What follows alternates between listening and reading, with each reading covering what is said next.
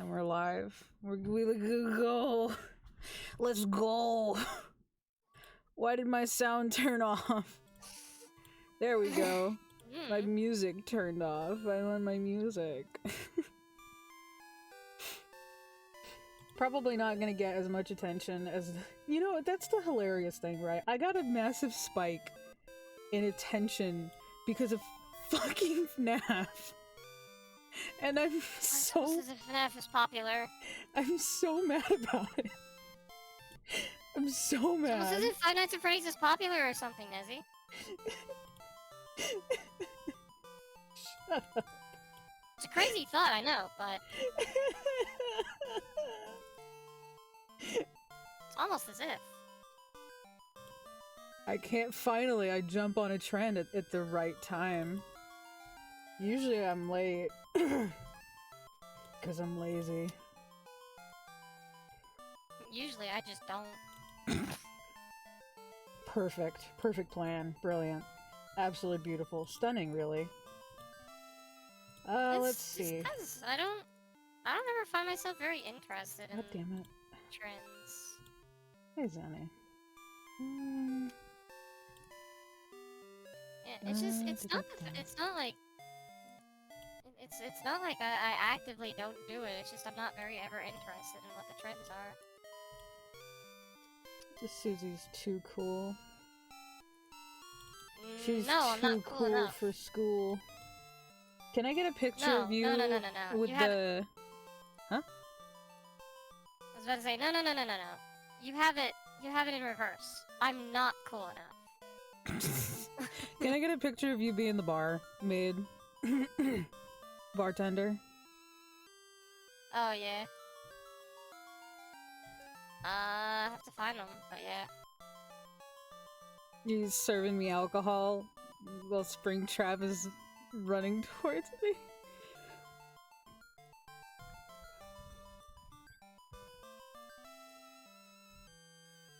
I made this little GIF myself. I don't know why the colors sometimes twitch. I just assume that it hates me. You got it there, Nezzy, is that new? Actually, it's quite old. And it's not a PNG tuber, it's a GIF tuber. It's relatively new. I want to find... Yay! There you go. Play some old video game music.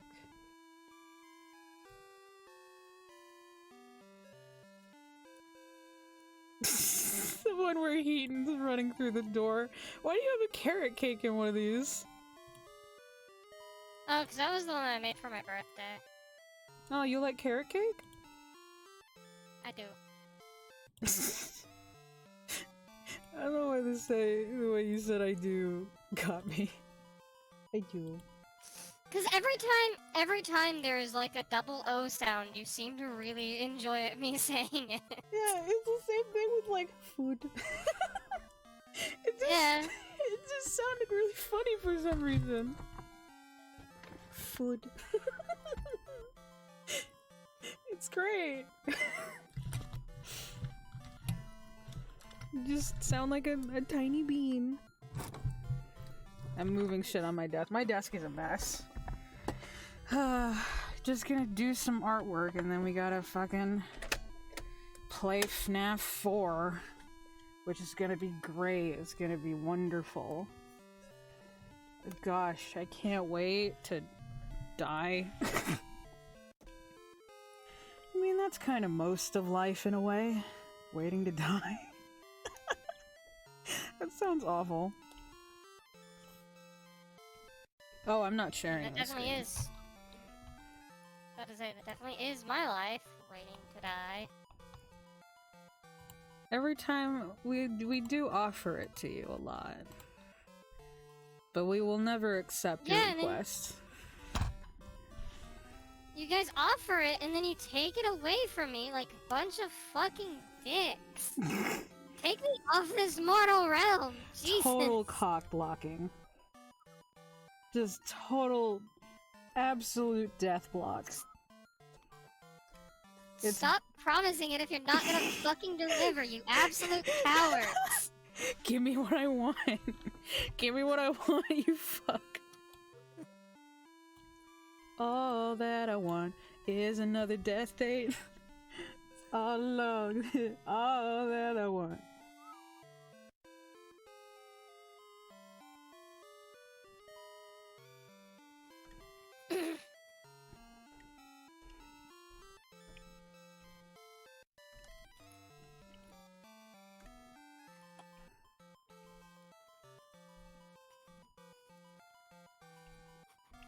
I always love drawing your hair.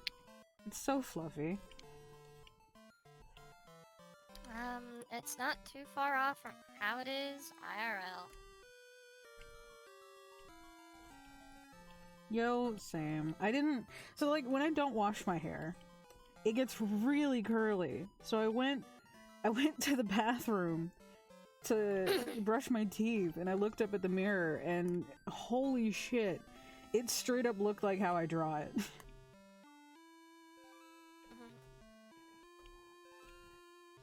Draw you with a look of concern. Look at how fluffy you are. Again, it's not too far off from how I am IRL. I have not had a haircut in over a decade. My hair is incredibly damaged, incredibly,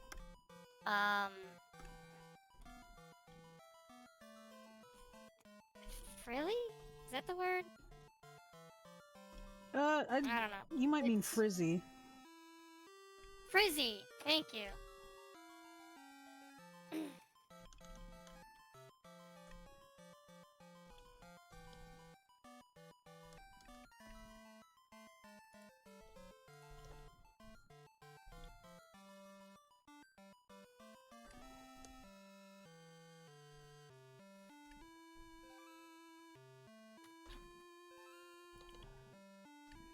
Are you having fun listening to your chipmunks?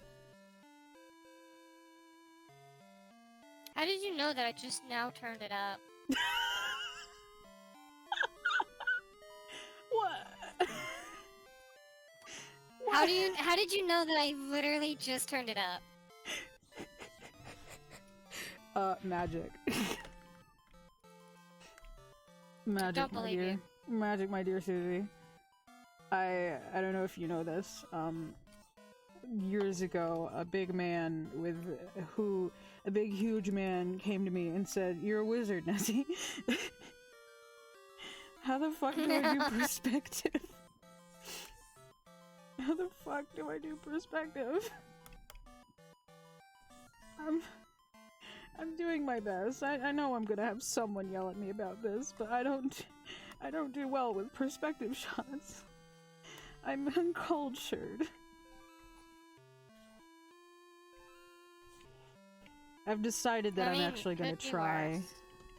I'm gonna actually try doing thumbnails, like, making the effort. 'Cause a lot of my thumbnails, I won't lie, are, like, kinda lazy. They're very rushed, because a part of me is like, it doesn't really matter, no one's gonna look at it. But then I do look at it, and then I feel bad. Good morning. Who is here? Hello. It's a Heaton. It's a Heaton, oh my god. Have you edited that clip yet? Hold your applause. I haven't edited any of my clips yet. I'm doing a bunch of stuff and I'm very behind. Can't wait for people to make fun of me for the way I say Fred. Still can't believe that I actually turned someone on. I know. My goal has been accomplished. Hello, Master Shadow.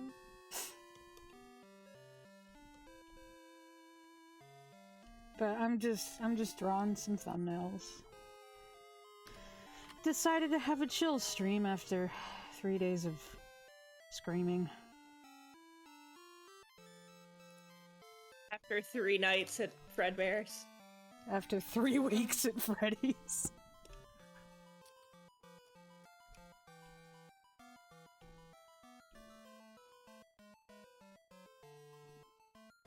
Meanwhile, I'm listening to more Chipmunks at 16 speed. She is hyperfixating on it now.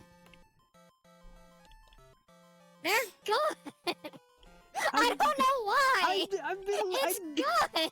I mean, I've listened to it with you. I know what you mean by the fact that it's good. It has no right to be good! It doesn't. Also, Susie, I don't like horror things. Horror things are not my thing. Also, Susie, I'm going to listen to what is ostensibly just a horror movie soundtrack. It's not really. See, I've Hey, Dragonite. first and foremost, you only heard song 1 on the first album. I am like on album 4. I'm still shocked that they have that many. There's a 5th one too. Jesus! I've listened to some of it. It's genuinely not bad. It's I've heard it get called post-punk gothic. I've also heard it get called sludge metal. I'd go with the former. I would too, personally. Because sludge metal is very, like, Hi, Jasiva. very aggressively, like... it's very aggressive, I guess, is the best way to put it, really. Mm-hmm. And then you have something like the song that I'm currently listening to, California Dreamin', where it's not. It's not very aggressive. I have such a stupid bugbear about people, like, improperly tagging fan art. What do you mean? So I'm on Pinterest, I'm looking for some references for something that I wanted to do as a warm-up this morning. And I keep seeing pictures of, I can't remember his name, but the main character from Evil Within. But the captions are like, because of the way that, like, you can post images to Pinterest that link back to the original source, which is what I do because I use things as, like, I use it as basically an online reference folder. But the image is original, like, the image I'm looking at, its original source will be, like, a Wattpad fanfic. And they're tagged as, like, Aizawa, and I'm like, no, this is a totally different character from a totally different franchise, and they don't look anything alike, other than the fact that they have dark hair and are middle-aged. Also, Zenny, I'm gonna have to show you later. Don't worry. Who threw something at me? Is gifting 50 tiers. Oh my god! Oh my lord! Yo! Oh my god! I need to turn off the alerts because everyone's gonna get annoyed by the sound. Thank you, Big Back, for the 50 subs. I was gonna tell you that I accept your proposition of playing fucking Joy of Creation. I was gonna say that I accept your 50, because last time he said I'll give you 50 subs if you play Joy of Creation, and I said I will consider it. And then I was sitting on the toilet, and I was just like, you know what? You get like what, 250 from 50 subs, right? You get like $2, so 50. That's like $100. And you know what? I need that for college. I will sacrifice my sanity for. Oh my god! You can still hear the sound. You can still hear the sound. I didn't know you could still hear the sound. Well, I guess I'll just let it play out. Suffer. Hey, I mean, how much is it suffering if you're getting money out of it? True. Thank you so much for the 50. $300? Wait, how the fuck do subs work? They're $5 per. Yeah, don't you get like 250 out of them? And then 250 times oh my god, times 50 would be like $100. Why can't I talk? Yeah, we get like $100. Unless you somehow magically gave me more subs than that. Jesus. I feel like Big Mac is one of those mysteriously wealthy furries. We keep making this joke. Yeah, we do. But it's tell us that we're wrong.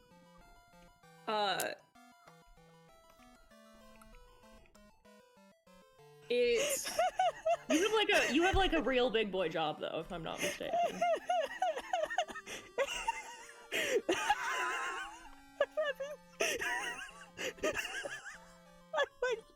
I want you to look at the thumbnail. I want you to look at the thumbnail. I see it. About to run this motherfucker's fade. Gonna run her for her foams.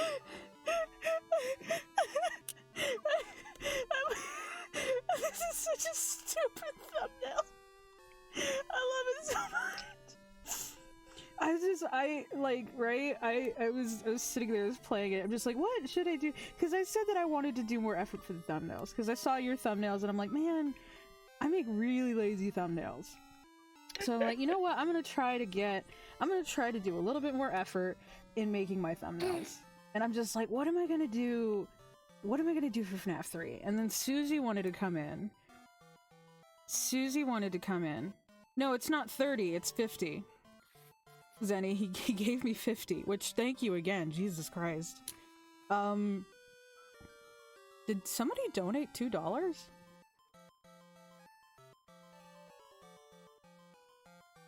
Why did the thing go up?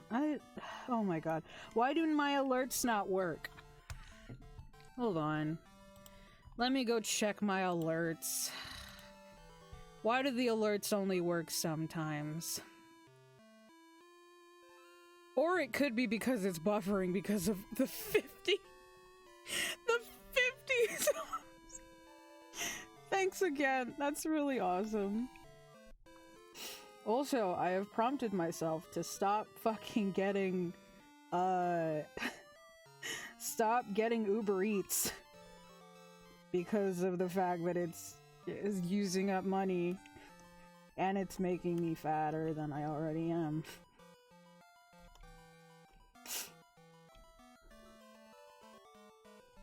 Part of why I was joking, I'm like, oh, it's simultaneously part of why I want to move to a big city and why I don't.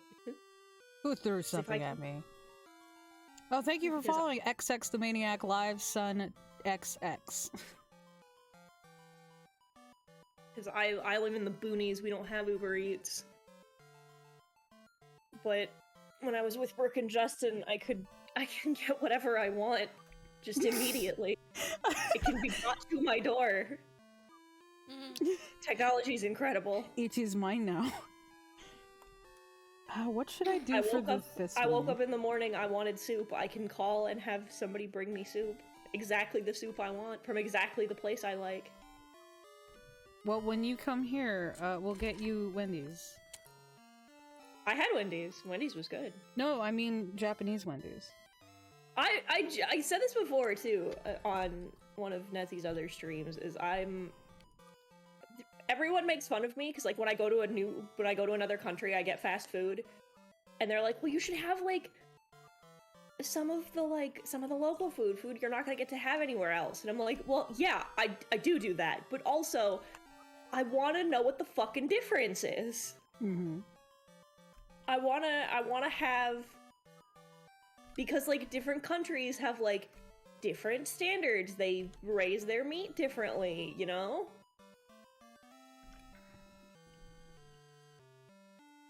You have... And also, the fact that KFC has gotten really famous. Yeah, like, I defo want to try Japanese KFC.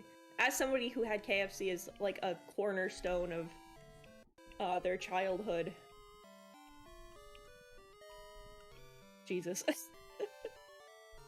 Just scrolling through the Steam store page, and By the way, is down to $20. Speaking of fan art, did you see the thing that Wingwolf made and tagged you on Twitter? I did. It was really pretty. I like it. I know. I might want to draw that myself, TBH. Because I like that design a lot. I'm gonna have to draw it later, on when I stream Kingdom Hearts when I get a PS5, which is the other thing that I'm saving for. I have a lot of plans and very little money. Maybe I should stop buying plushies. A distinct possibility.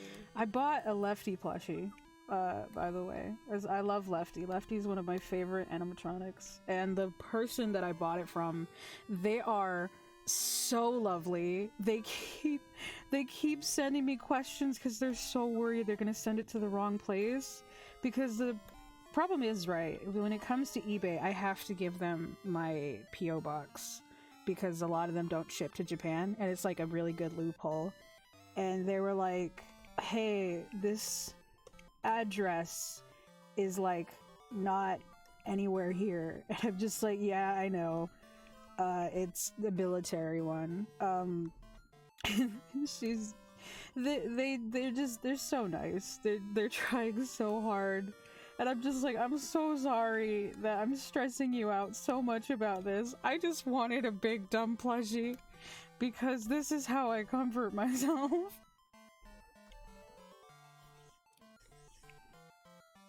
Meanwhile, I made myself broke getting curtain rods.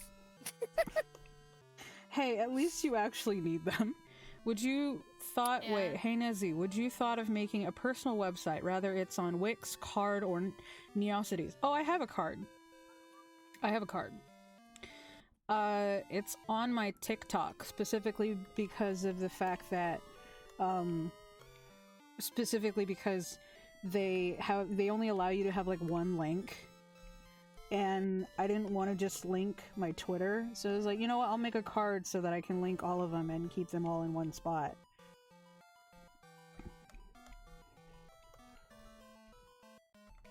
I'm putting together two. I have one that's just a link aggregate, and then the other one that has all my fucking commission info.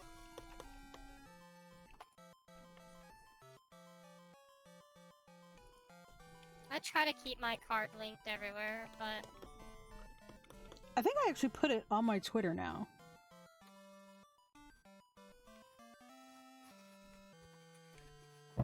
actually, do I have my card linked to my Twitch? Good question. Let me check.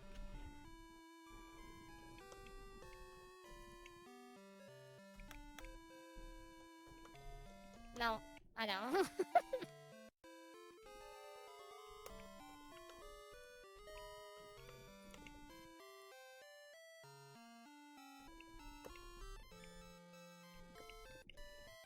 I might also take a small break from drawing thumbnails to just do like fun doodles. Especially with my weird obsession with, Monty. The other character that has become something that I 3-tier sub for. We know. Which I found out someone else in the chat 3-tier subs for, which was really funny. I don't know who they are. I don't think I've ever talked to them, but I feel validated. Let's keep it at that. I feel seen. That's I feel nice, loved. What? That's nice, Nezzy. You always sound like a disappointed mom, and I hate it. It's the same thing. We never recorded this, and I really wish that we had gotten to record this. But when I told Susie that I'd never eaten a Twinkie, she fucking made the Dreadlock most... Cypher Oh. made Simon happy with $3. Hope this helps. Oh, thank you, Dreadlock Cypher. Thank you. You made Simon happy. But it was just like, she made the most, like, a mixture of disgusted and disappointed, and I really wish we had recorded it because it was so fucking funny. She didn't mean to make that sound. Also, Big Mac says, Heaton, I've heard... have you heard of the film Paddock? Oh my god, not Paddock. No, I'm not familiar No. with that. That movie is so fucked up. Oh, that movie is so fucked. Would you like a premise?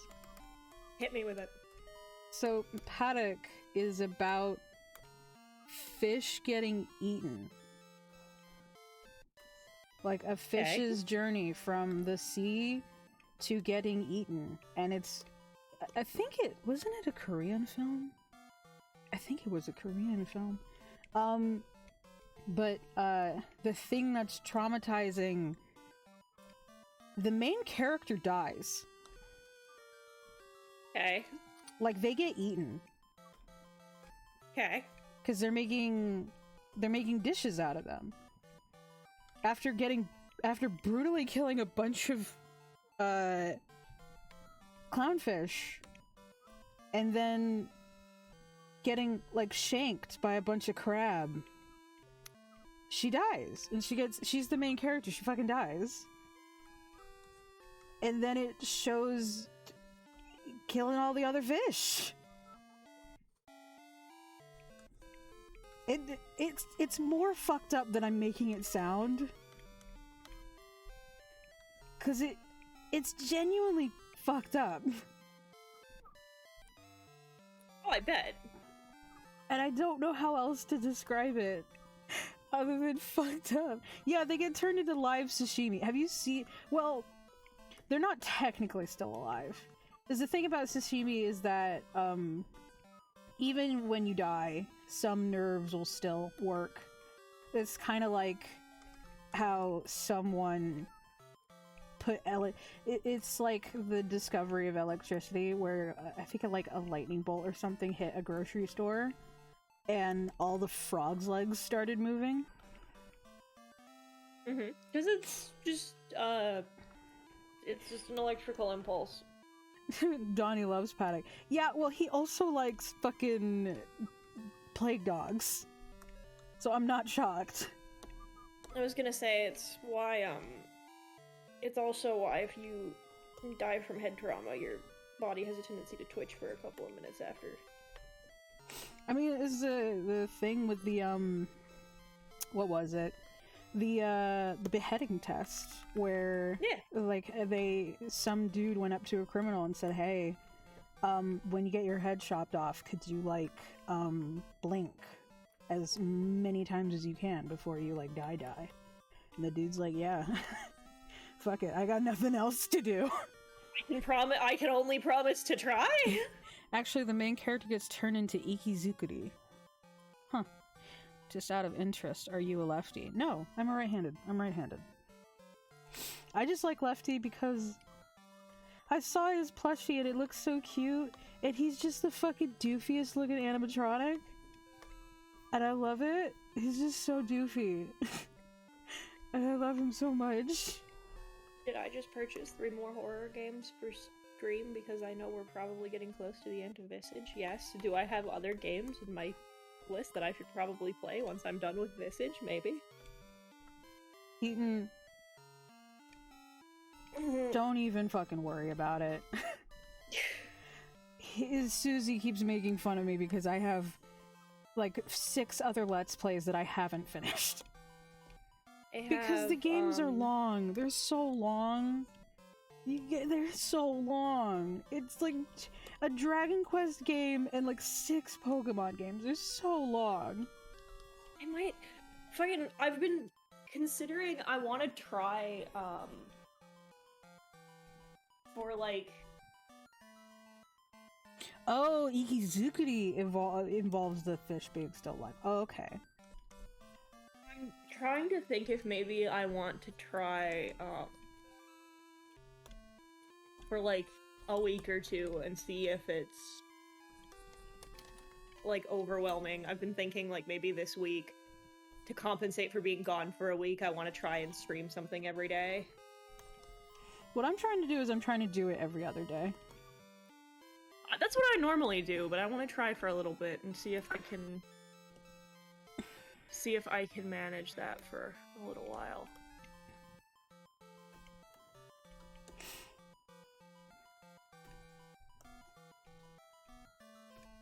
So Every other day the except for 1 my week weekends. cover. Sorry, what? So the one I was about to say. So the 1 week cover. Very weird to hear this song slow down.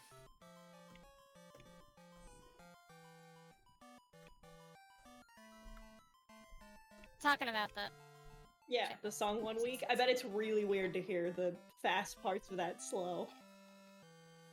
It really is.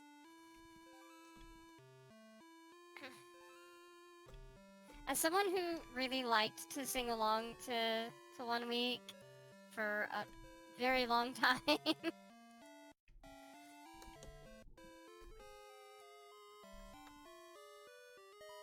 enjoy singing along to really fast songs. I remember. I learned that.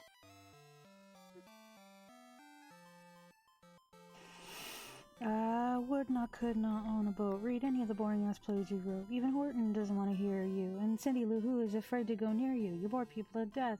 Make a classroom looking like the end of Macbeth. How do you entertain a child at any age? You gotta translate what you said on the opposite page. How you gonna battle with the cat in the hat? Little kids get scared when I step on the mat. Think your ruffle-neck ass on a rap to that? I got a best-selling book about me coming back. Oh my god, I finally did it.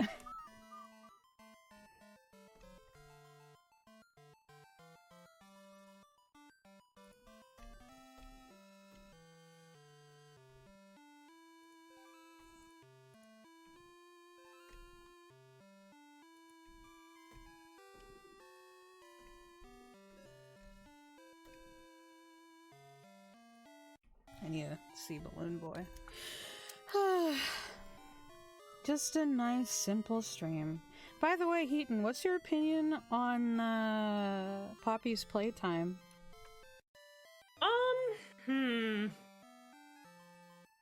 On the game itself, or if you didn't, oh, Nezzy, I love to hear you play your kazoo. Did you? Oh, thank you for the bits. There's actually a channel points request thing. I think it's 1,000 bits to hear a kazoo song. And then like 2,000 for a song, like a singing song. So like wait, what? That's the one, Pappy. Poppy? What was I gonna say? Oh yeah, if they never did the NFTs, what would your opinion of it be? So I'm a little more on the side of being predisposed to thinking that the game in and of itself is... The premise, I think, is a little tired at this point. Hold on. Sorry. Hold on. I'm sorry. Master Shadow requested for a kazoo song, and, oh, no! Okay. So, Master Shadow wanted a kazoo, Big Mac wanted a song. Okay, tell me, Master Shadow, tell me what you want. Sorry, go ahead, Heaton. I'm predisposed already to thinking that the premise is a little tired. I personally don't find a lot of mileage in killer toy possessed by the Satan or Well, they're not possessed. They're... No, I know, but you know what I mean. Like the... Well, that's what the thing that I found personally interesting about it, is that it's human beings literally made into toys.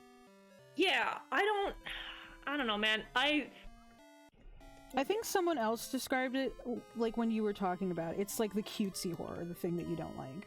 Yeah, the cutesy horror, I feel like, is kind of running its pace. And I feel like...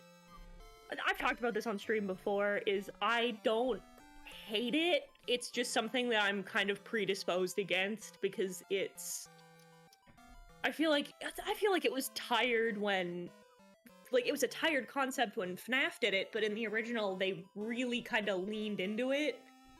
Mm-hmm. And I think that's the recurring problem, is you have to... And, like, this isn't indicative of,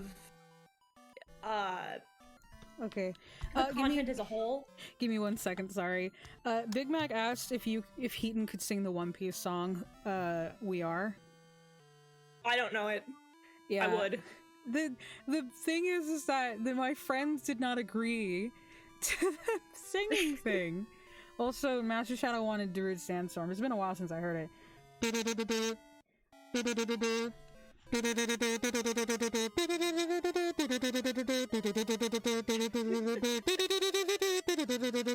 I don't know if I did it right. It wasn't too bad. You're pretty close. It's been so long since last I seen my son. But I've said before, like, I don't, I'm just not a fan of because I feel like you have to, I feel like the cutesy horror is something that's kind of difficult to do, predominantly because you have to create something. I feel like it's inherently a little more difficult for me in particular, because you have to create something that is scary and unsettling at the same time as it is something that feels like a realistic thing you would give a child. Well, it's Like, just like the when we were talking about like Chucky, when it was like the new Chucky versus the old Chucky in that, and this is the problem that I had. The old Chucky, like toys fucking looked like that. Like they looked like that. But the new Chucky looks horrifying, and not only that, but the mom gives it to a teenager. Right. What teenager wants that? I mean, Like, yeah. like, but for example, with Poppy's Playtime, like, take Huggy Wuggy, for example. Huggy Wuggy looks like a toy that you would give a kid. Like, it looks like something you would give a little kid. Just because you give it pointy teeth, I'm not scared of it. Well, they did base it off of real toys.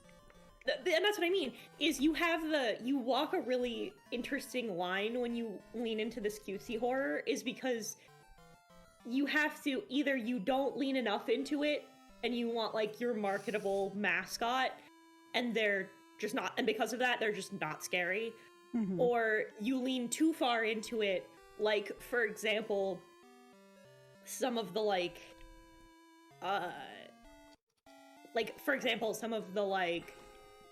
later Five Nights at Freddy's animatronics, where they're so unsettling and creepy to look at that there's no way a kid likes those. Well, I mean, like, if you look Where at I think they old work good as a- animatronics, the first look like that. ones, no, like the first ones from like FNAF 1, and I would say even about more than half of FNAF 2, that feels right to me.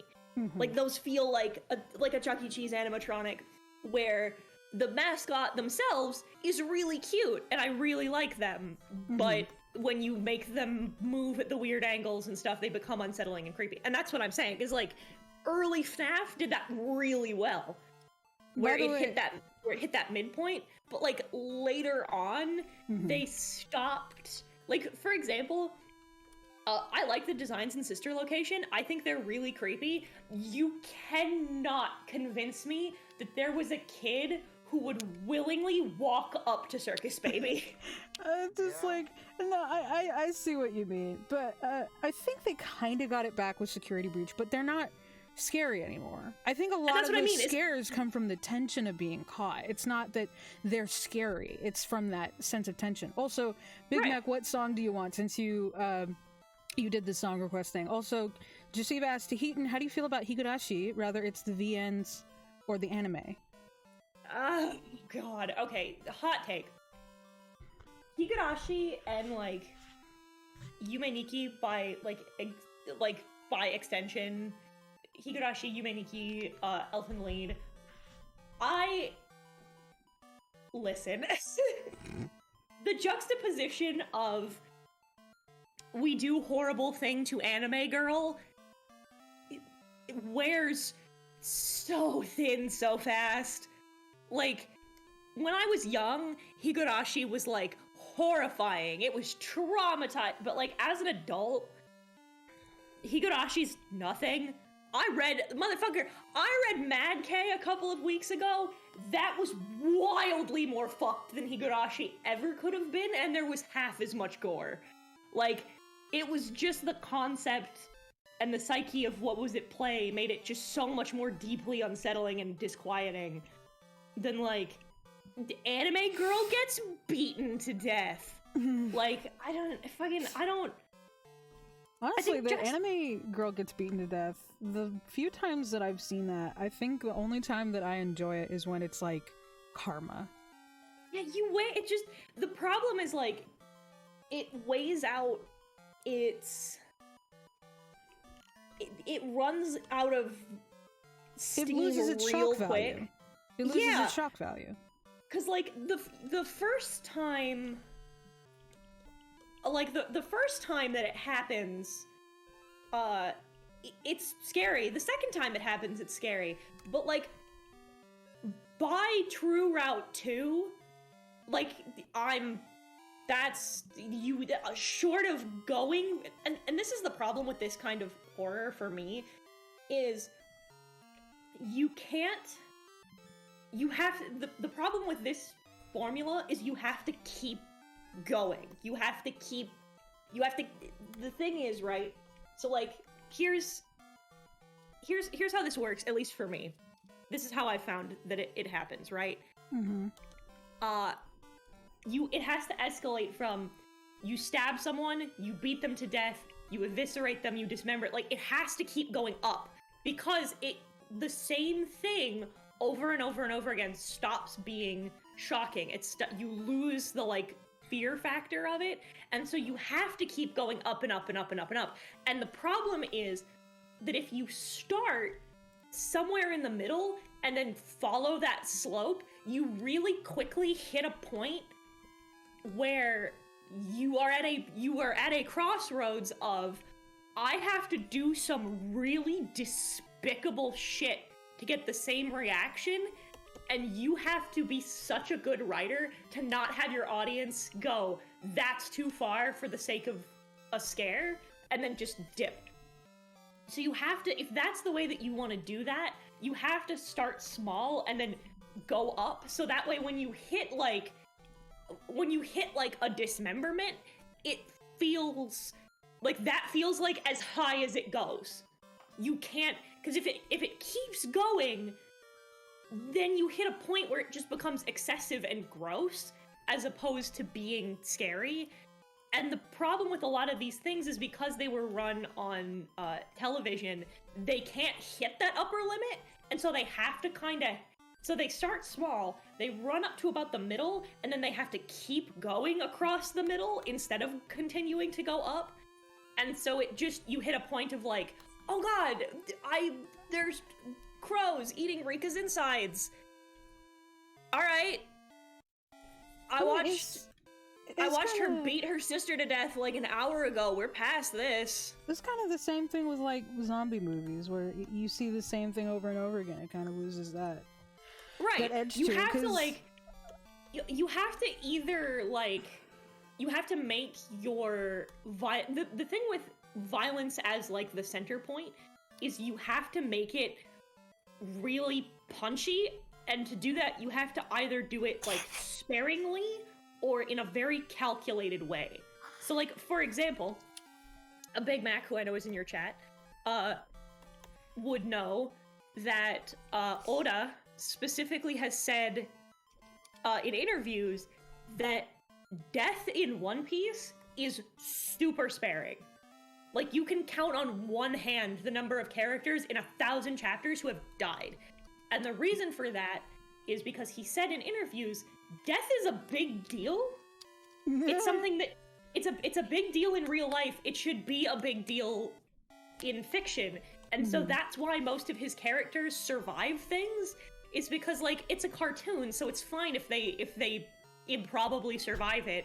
And he only uses death as a point when he wants, like, a very particular impact, which is why the deaths of characters like Ace, like Whitebeard, really have don't the spoil punch it. that they have. Damn it.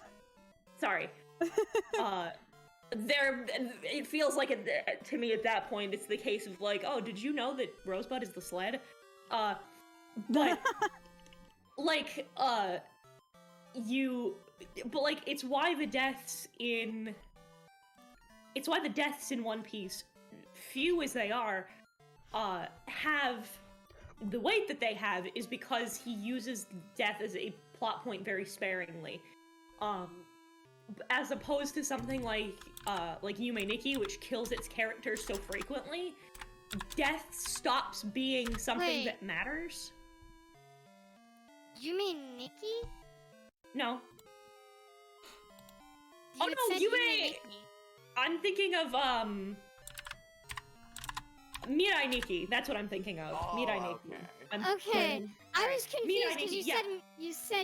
you said Yume Nikki, and I'm like, look, I know he brought you to the killing room like No, I several mean, times, but Yeah, no, I come on, you mean- can't tell me it traumatized you that much. Also, no, Mirai Heaton, Nikki. Sorry, Heaton, God, I'm can stupid. can you send me a ref of your avatar? Oh yeah, totally.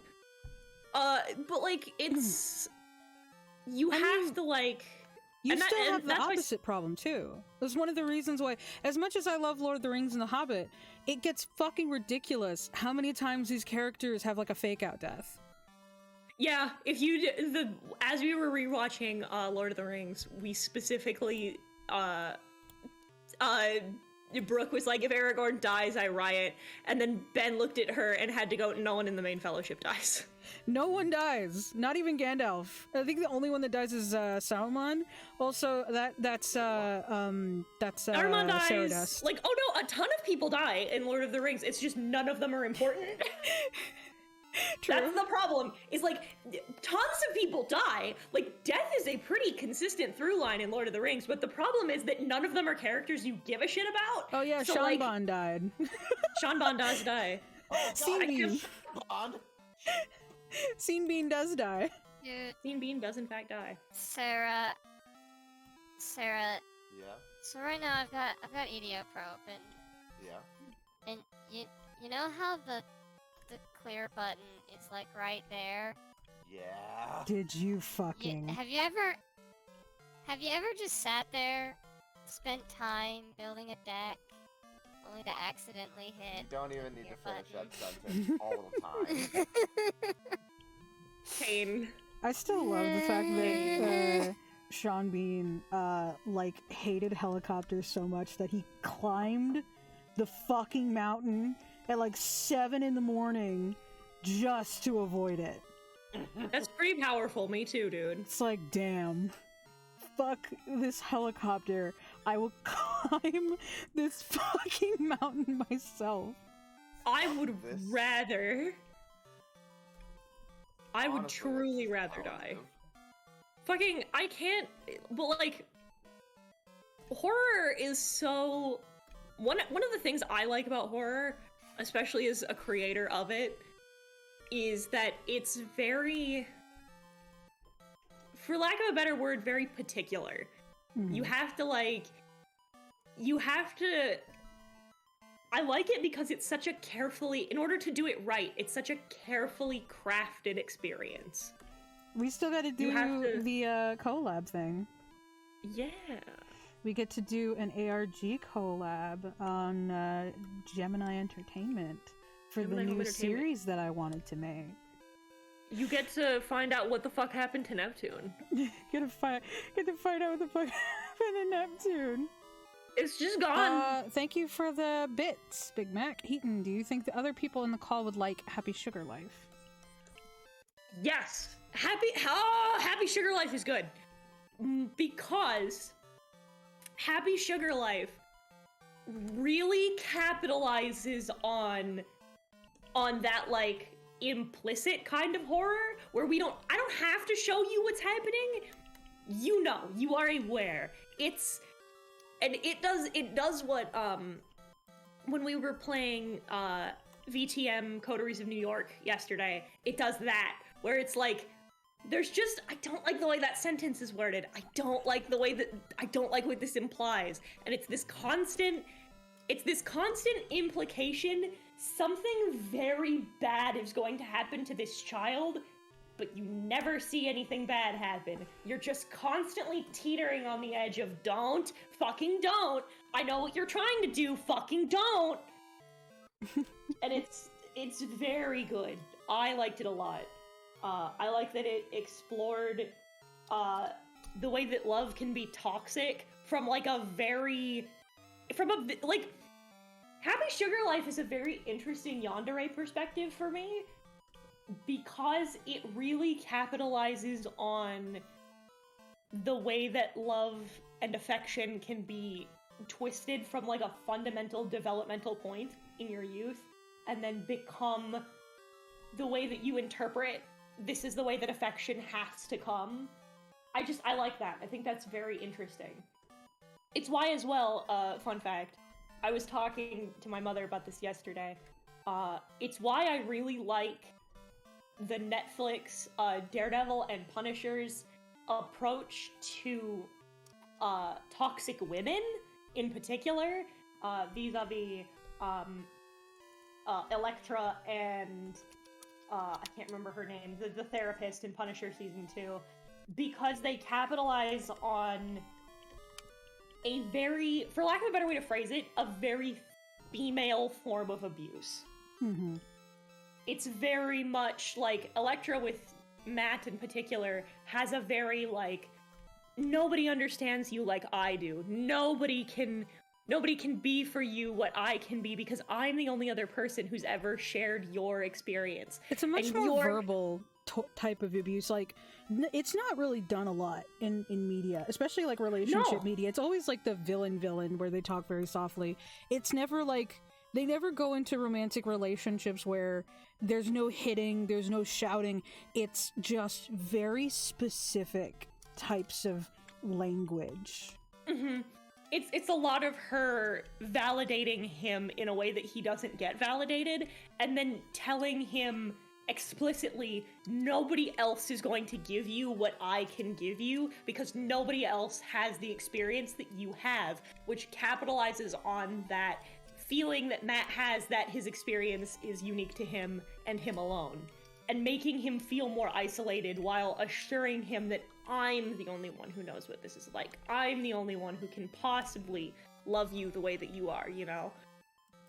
And I like that. I like that they show that relationship for what it is. And then conversely, in Punisher Season 2, I like that Billy Russo's therapist, she manipulates this very violent, unstable, aggressive man by knowing, she's like, he can hurt me. He can and will hurt me and kill me and take advantage of me.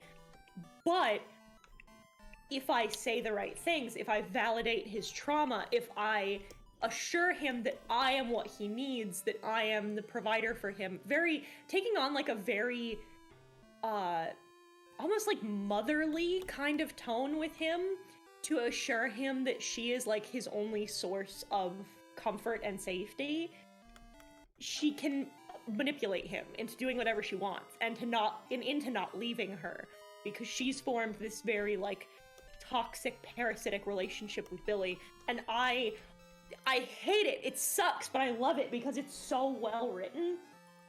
But it's like, I just hate her. I hate her. She sucks. She's the fucking worst. And like, but the show keeps portraying her as like, well, she is also, and I like that the show is even-handed and not excusatory, if that makes sense. Like, it's a lot of like, well, yeah, she's developed this as a coping mechanism because she herself has been very badly traumatized and violated, but it never hesitates to frame what she's doing as wrong. Mm-hmm. It's like, no, she's doing this to cope with her trauma. She shouldn't be, because what she's doing is bad and awful and gross. It's never an excuse as to why she's doing it, it's an explanation, which I like. Mm-hmm. Because it shows you, like, people who are hurt can hurt others, but it doesn't matter. It doesn't matter that you were hurt. It doesn't matter that you were a victim of very similar trauma. You being a victim of similar trauma doesn't mean you get to traumatize others. Mm-hmm. Which isn't talked about a lot. It's always like, oh no, I'm the victim. I'm always the victim. And exactly. Because this is something that I saw in like with 13 Reasons Why. I was reading threads because I wanted to know other people's reactions to various things that happen. And I just kept seeing the same thing. Well, she went through this, this, and this. It's like, I'm not denying that she went through this, this, and this. Doesn't give her the right to treat the innocent, not even the innocent, but the people that didn't do that much like shit. Because people bring up the fact that she manipulates Clay all the time. Like, he bears the guilt of a lot of what happened, even though he didn't do anything. The most that he did was leave when she told him to leave. Right. Like, and now, like, here's the thing. Here's where I sort of lost all sympathy for her as someone else who has been to the place that she was in. Here's where I lost sympathy. When I was watching 13 Reasons Why, and we finally get to Clay's tape. And I'm like, okay, so he's clearly not as innocent as the rest of them are made out to be. He clearly contributed to this in some way, even if passively. So we finally get to figure out what that is. And then when she says, like, the worst thing you did to me was nothing, basically. Was nothing. He did nothing. That was when I lost all sympathy for her. Because here's the thing, right? Mm-hmm. In and of itself, what she did was very manipulative to Clay in particular, because putting him on the tapes when he had done nothing wrong was effectively Killing him. It was psyching him up to be like, I don't remember doing anything, I contributed to your death, and especially when you didn't do anything at all. Like, it's an incredibly traumatizing and, like, violating experience to be told that you were responsible for someone's death when you weren't. Yeah. Or to be led to believe that, right? And this is coming from someone who I haven't watched 13 Reasons Why. Everything that I've seen is from clips and from reviews and stuff like that. I still need to watch it because I intend to make a video about it. I wanted to call it 13 Reasons Why BoJack Horseman was better. Yeah. But like, here's the big one for me though, because that wasn't what lost me. What lost me wasn't how that responded to Clay. I want, like, take Clay out of the equation for a minute. Fucking imagine how every other person on those tapes felt. Everyone before him. Imagine having to get to that point and being told, you killed me, you're the reason I'm dead, you did this to me. And then getting to this midpoint and finding out that this piece of shit is in this for nothing. For nothing! I would be fucking furious! I would be furious that you lumped, that I would have been so pissed at her that you put me through all of this. And you put, like, at the end of it especially, is like, imagine being like, you weren't there for me, or like, you were a bad friend. Imagine you go through all of this, and you feel that trivialized by Clay's, and then you hit the end of that, and it's like, you're putting me in the same leagues and category as your fucking rapist? Yeah, like, wait, didn't one girl find out that she was also assaulted through the tape? Yeah. Yeah, no, that's where I lost sympathy for her. Yeah, like, it's, what she's doing is inherently super fucked up and, like, manipulative, and, like, the worst part, right, is as somebody who has been there, who's been in that state, who has been to that bottom, if you are willing to just sink your hooks and drag people down to the bottom of that pit with you out of spite, that's fucked up. Like, what she did, like, the tapes as a premise is an incredibly fucked up thing to do to another person. It's so fucked up. Do you want to know the worst thing I found out about that? It's based on a real person. It's based, I believe it was his niece, But the thing is that she didn't die. She's still alive. The only reason why Hannah Baker dies is because the editor was like, it would be more impactful if she died. Like, what? So you didn't fucking kill her off because of any meaningful thing. You killed her off for fucking clicks. Yeah, it's fucked up. I don't even know if he got permission to do that either. I don't know if he got permission from it. Oh man, no, like it's Big Mac said, I remember seeing a scene from 13 Reasons Why calling 2001 A Space Odyssey pretentious. I mean, okay. Here's the thing about shit like that. It is, but it's hilarious hearing it from them. Right. It's one of those things where, like, I think that art film in general has like this air of this fine veneer of pretension. I think all of it does. For example, if you've watched an Oscar bait movie in the last 50 years, all of them are pretentious. They all are. But like, the thing about that is that just because something is pretentious doesn't make it bad. Do I think 2001 A Space Odyssey is pretentious? Yeah, I do, but it's also one of the greatest films to like ever be made. Mm-hmm. It's earned its pretension is the point. Also, Big Neck says, Heaton, do you think Naofumi from Shield Hero would hate people agree with his actions? Yes. One of the best things about Naofumi as a character from where I was part of the reason I like Naofumi was because his descent into the kind of person he became was very naturalistic. It felt like something I could see a person doing.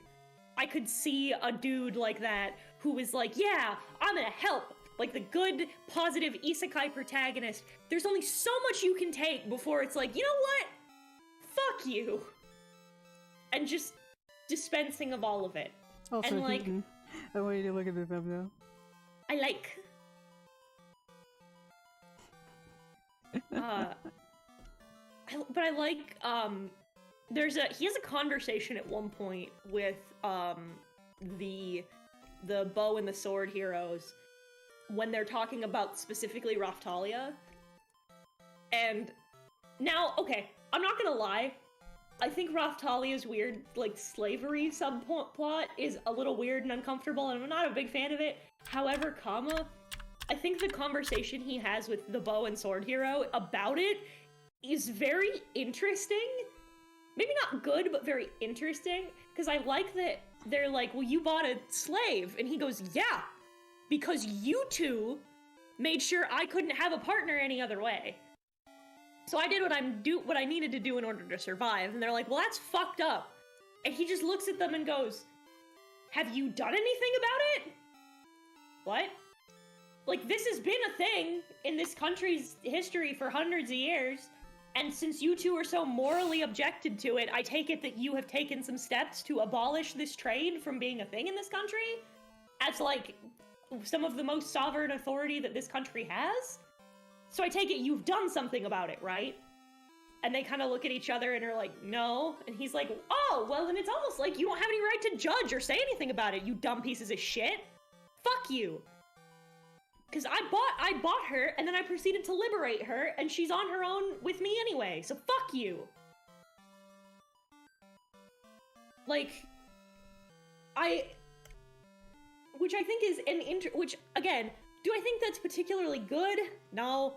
But I think it's interesting. I think it's certainly an interesting sentiment for him to share. Is like, you don't get to judge me for my choices if you're sitting here being a passive observer of the thing you think I'm doing is bad. No, if you think what I'm doing is bad and that. you're not doing anything about it, then that doesn't make you better than me. No, I want to see more of, like... I know that people wouldn't like this because, oh man, that wouldn't happen. But the thing is, I've seen it so many fucking times where it's like, this person is clearly doing something worse than the thing that they're yelling at about, and I've seen it so much, and it just, it pisses me off so much. Like, how can you be this fucking blind? Yeah, and I like that. I don't think that's the right way to write that subplot. I would have changed some things, but like, No, I but mean, just like the fact that, yeah, just the it's acknowledgement. it's interesting. Just the Yeah, acknowledgement that it's a real thing. That Yeah, the people fucking do. The acknowledgement of their hypocrisy, I think, is very interesting.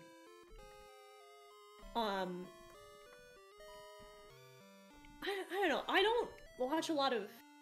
I can count the isekai that I watch on one hand, because it's all kind of the same. I mean, It's if the- you go it's into the- like any genre, Yeah, there's gonna that's what I be mean. like a lot of things. Well, there's a difference between like sticking to genre standard and telling the same story with a slightly different font. Mm-hmm. Like, I think the only isekai that I watched Shield Hero because I heard about what happens in the first couple of episodes, and I'm like, all right, I need to sit on this, and I fell off of it because it kind of started falling into the same formulaic genre tropes. I haven't watched, like, it's basically, the thing is, right, if it's something that, if the genre tropes are something that you as a person enjoy, then I understand why, like, certain variations in those tropes, like, all joking for real, like, if you like the base of something, having more of it in a different font is not a bad thing. I like BioShock. I saw We Happy Few, which to me read as BioShock in a different font, and I backed it on Kickstarter instantly. But Well, it's like the two cakes argument, where it's like, oh, this person made a better cake than me. It's like, well, I got two cakes. now I got two cakes! I got two But cakes I guess now. yeah, and that's part of why, for the most part, I don't participate in a lot of isekai, is because it's just kind of the genre staples just don't really jump out at me. So I just don't. It's the same way for like mech anime. I don't. For the most part, the genre staples don't really jump out at me, but I have a couple that I like. I like Gurren Lagann. I started watching 86, which I really like. But like, I'm very, when it comes to my anime consumption, especially now as an adult, I am very choosy. I've stopped watching like everything that comes out in a season, and I've become very picky. I want to watch that spy one. It looks so cute. Oh, Spy Family? Yes. As somebody who has been reading it since like chapter 20, I'm so glad. It's so There's- cute. I saw the Listen. clip of the little girl at the end where she brings him a letter and she just like, he's asleep and curls up against him. It's like, oh, she just wants attention. She just wants hugs. Listen, am I going to get on my pretentious soapbox about the fact that I've been reading the manga and therefore anime onlys don't deserve rights? No, I am going to think it. It's the same thing with But- like dubs versus subs. I don't mind dubs. Actually, there's a lot of. It's gotten definitely better. Like a lot Oh of god, my yeah, everybody, all of you children, you fucking infants who are like, all dubs are bad. They're all watch a fucking dub from like the late 90s, early 2000s, you fucking infants. You have no idea what you've been gifted, you pretentious picky fuckers. I think the only thing I don't like about a lot of dubs is that one, they oftentimes pronounce the name wrong. But the other Yeah. thing, but that's kind of it. I've seen a lot of dubs. I think one of my favorites is Sergeant Frog. They have such a hilarious dub, and they have like references to the actual anime where it's like, oh, this is a joke that you only get if you know Japanese, and this. They have like, oh, this is a thing that happens in Japan, and like, oh, they literally made a booby joke with booby trap. Also, I like I love the fact that the narrator like 3-tier subs for the mom, which, you know, fair, she's really hot. I like, for example, there's, in the Kuroko no Basuke dub, there's a character in the Japanese who, like, his whole thing is that he just tells bad puns all the time.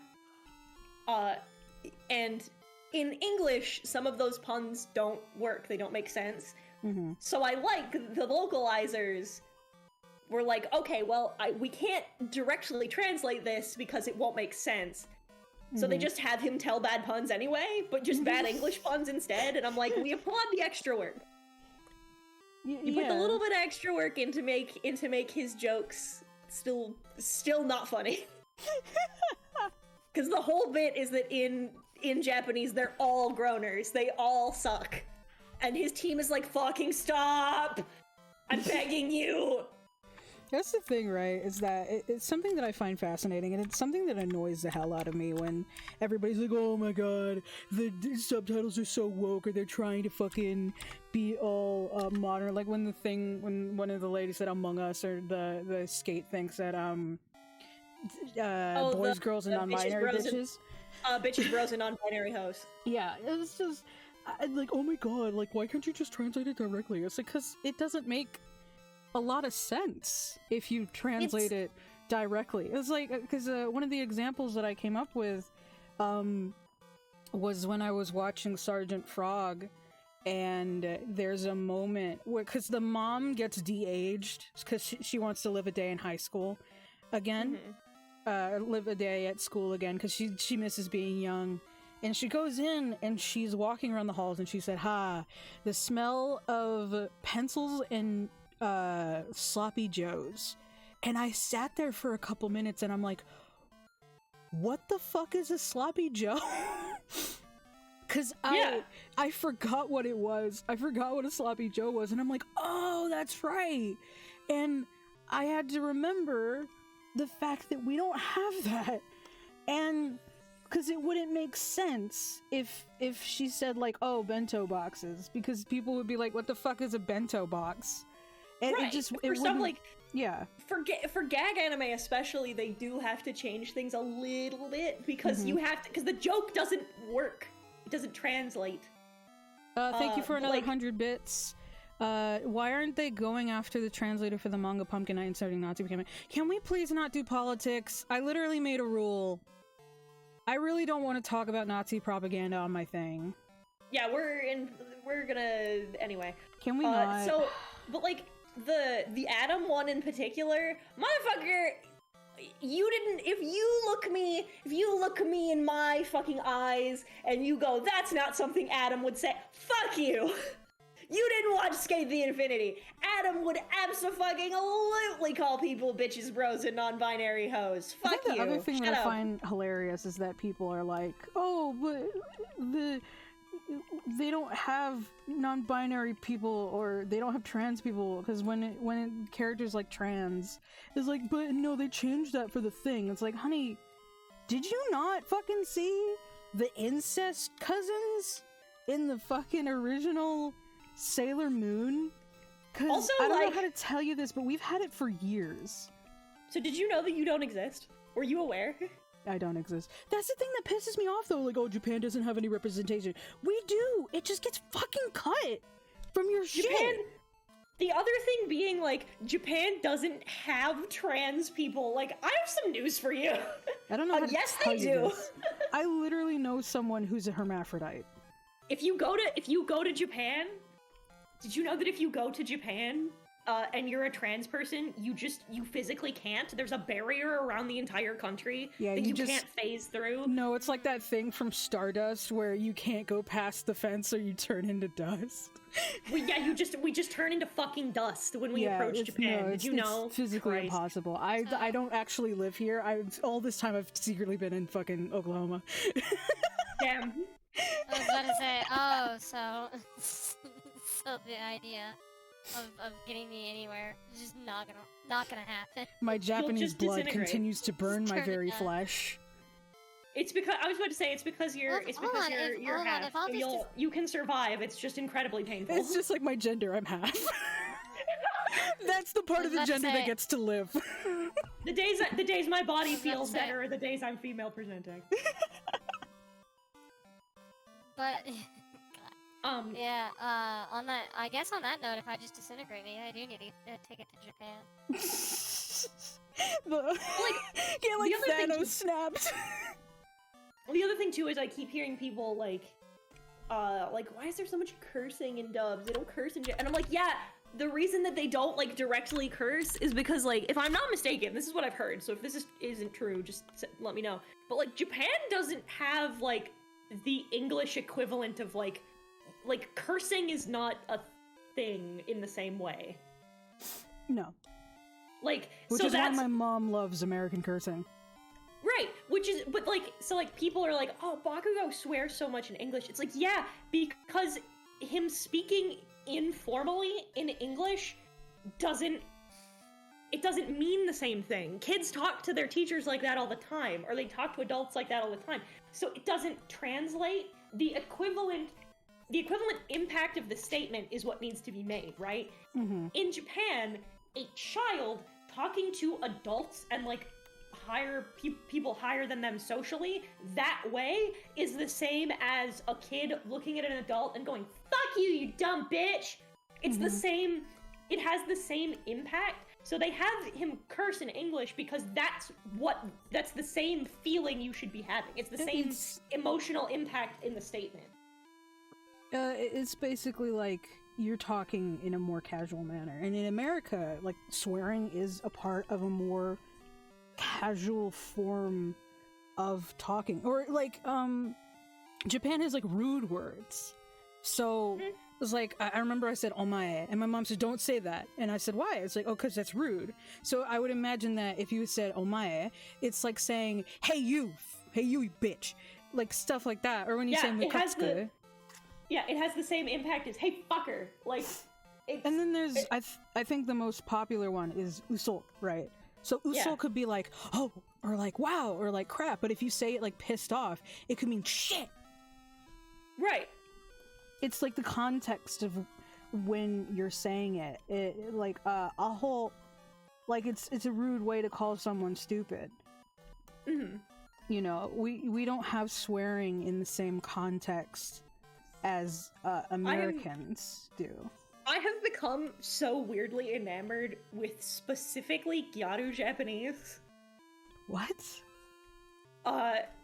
So there's a girl on TikTok, who is she's a Japanese musician. She's white, but she like immigrated to Japan, and I think she's now like a Japanese musician. And her whole thing is that she is a gyaru. That's like her aesthetic. It's her, like, she's a big part of like the gyaru subculture. And she teaches like the difference between like normal, it's like formal Japanese, casual Japanese, and then the way that gyaru speak, which is completely different. It's like the cutesy version, right? Yeah, it's a little, part of it's cutesy, and then part of it's like, it's somewhere between like a rude, like, think of it in English, it'd be the equivalent, it seems, of like a very curse-heavy Valley Girl kind of conversation. Mm. Like, it's a lot of, like, it has the, listening to her do it, it sounds a lot like the, like, yeah, absolutely, like the bimbo speak, kind of, right? But there's a lot of, like, what we in English would consider, like, a lot of cursing, and, like, a lot of more, like, aggressive language. Mm-hmm. Well, it's the same thing with, like, and I explained this to someone, I think, before, in that there is a part of Japan, I learned about this, there's a part of Japan where if you were to use the words that I taught you, if I taught you some words and ways of talking, it wouldn't work over there, because they speak a more archaic form of Japanese, and the way that I described it is kind of like, I guess, like a Shakespearean way of talking, in that it's very, very old, and not a lot of people understand it because it's more traditional, I suppose. Mm. Yeah. And I'm kind of enamored with learning it, because it's very interesting to see how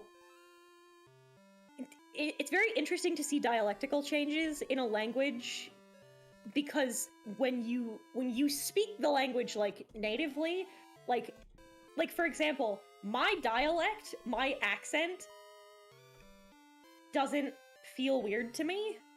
Mm-hmm. And like I remember in school constantly there were people who were like, we don't have an accent. I'm like, are you fucking kidding me? Yes, we do. They're like, Everyone no, we has an don't. accent.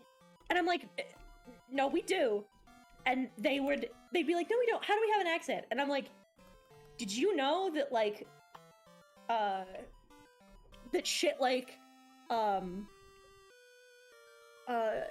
G, after your one go show? Like that sentence is not, those two sentences are not things people say. That is a that's a Minnesota accent. We have like a very, people who are on my streams frequently might notice, my Midwest accent is, for the most part, in my speech, not as prevalent as it probably should be, specifically because I'm a classically trained actor, so I learned, like, how to project, and I learned very, like, specific diction. So I speak very... I like the way my dad phrases it. I talk like I'm on the news. Yeah, I can hear that. Because my words are very crisp. They're very, like, I'm very easy to understand. I'm very articulate. And it's because I was, A, one of the people who raised me was an English teacher, and B, I've been in theater since I was 8 years old. So I have a very good grasp on the way that I speak. But when I get... I'm almost actually... I was waiting for people to notice. I just looked at the screen again and was like, fucking goddamn it. I'm sorry, go ahead. Don't apologize, it's funny! Go ahead.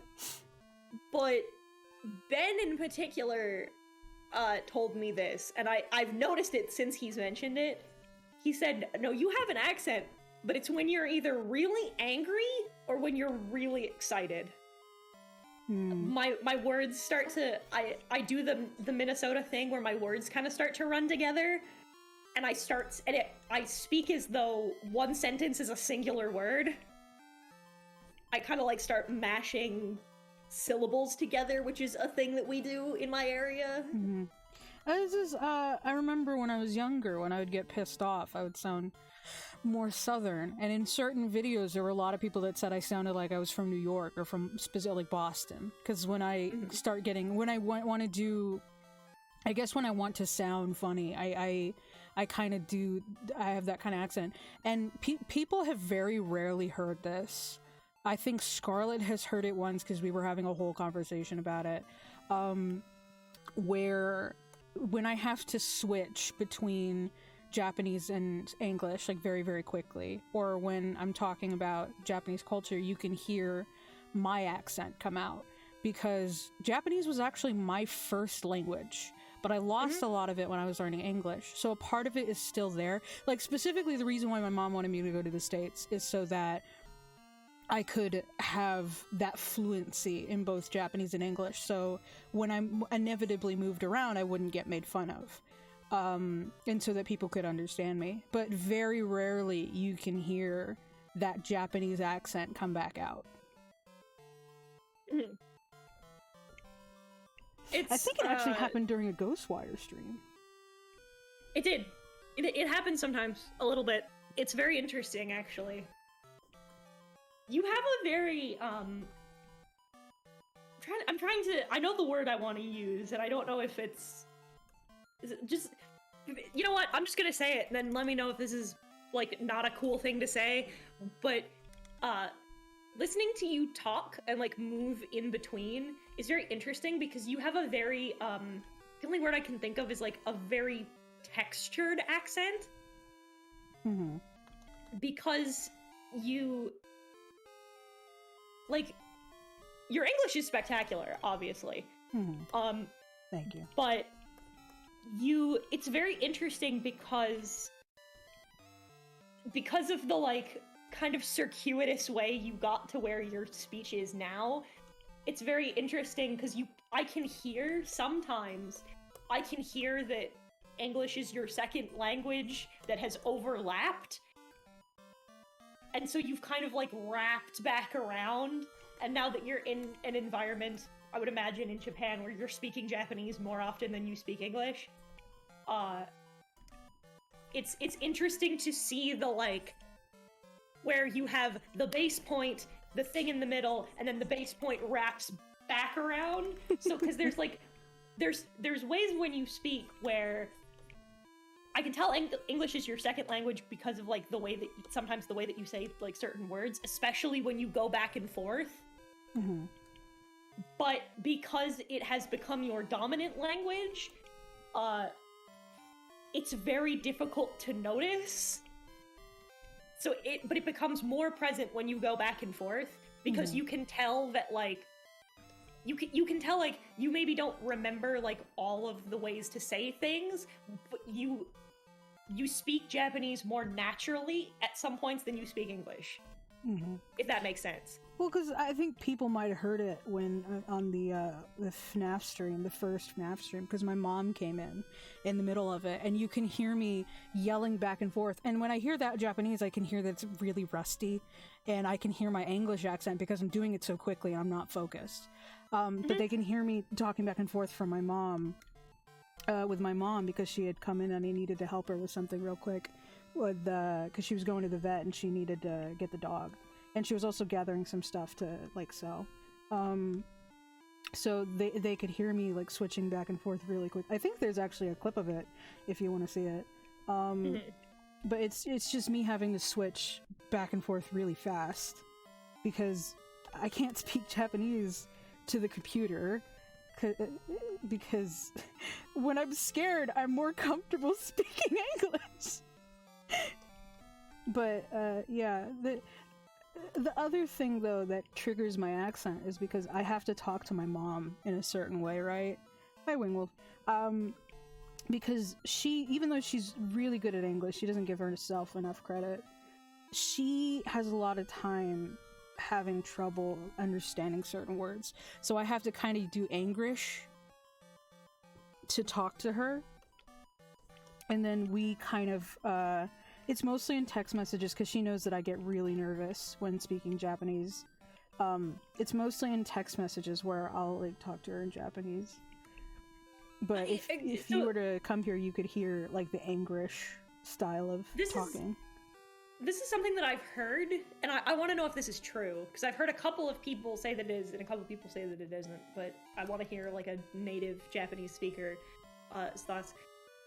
I've heard a couple people say that when you go to Japan and you want to, like, if you're speaking English with somebody, that it is actually better to do the English than it is to just speak, like, a crisp, well-dictioned English, because it's closer to the way that they learned how to say the words. Yeah. Okay. No, that's definitely true, because, like... Because it's one of those things where instinctively you want to be like, no, that's wrong, don't do a bad Japanese accent at a Japanese person, but by the same merit, it's like, yeah, but that's how they learned how to say the words that you're trying to convey to them. Yeah, I totally see that, because it's different in America, because if you go up to, like, a Japanese person, they obviously know English, so that's when it gets offensive, but when you go to Japan, it makes more sense to do that because of the way that we were taught how to speak English. And I know the way that people were taught how to speak English because I sat in the classes. And it's very intriguing learning English from a Japanese perspective, because I straight up remember when I had to help the teacher because he wrote coral reef as coral leaf, as in the LEAF leaf. Nice. And I'm just like, oh, chotto machigareta. And he's like, what is coral reef wa aru, REEF. And he's like, oh. and like I think it's really funny also walking around and seeing the attempts at English. Like, one of my favorite was a shoe store. Instead of saying important, it said important. And it's really fascinating to me because there is that My kind love, of affectionate. There, my love, not condescending. That's not what the word means. because they misspelled important. It said important. It's just really funny to me. Nope. But like, it's really fascinating, kind of going back and forth, like seeing how people react to both cultures. Because I think the other thing that I find annoying is like, well, Japan does this, and we do it like we do this, and it's just like you do the same fucking shit. you do the same thing.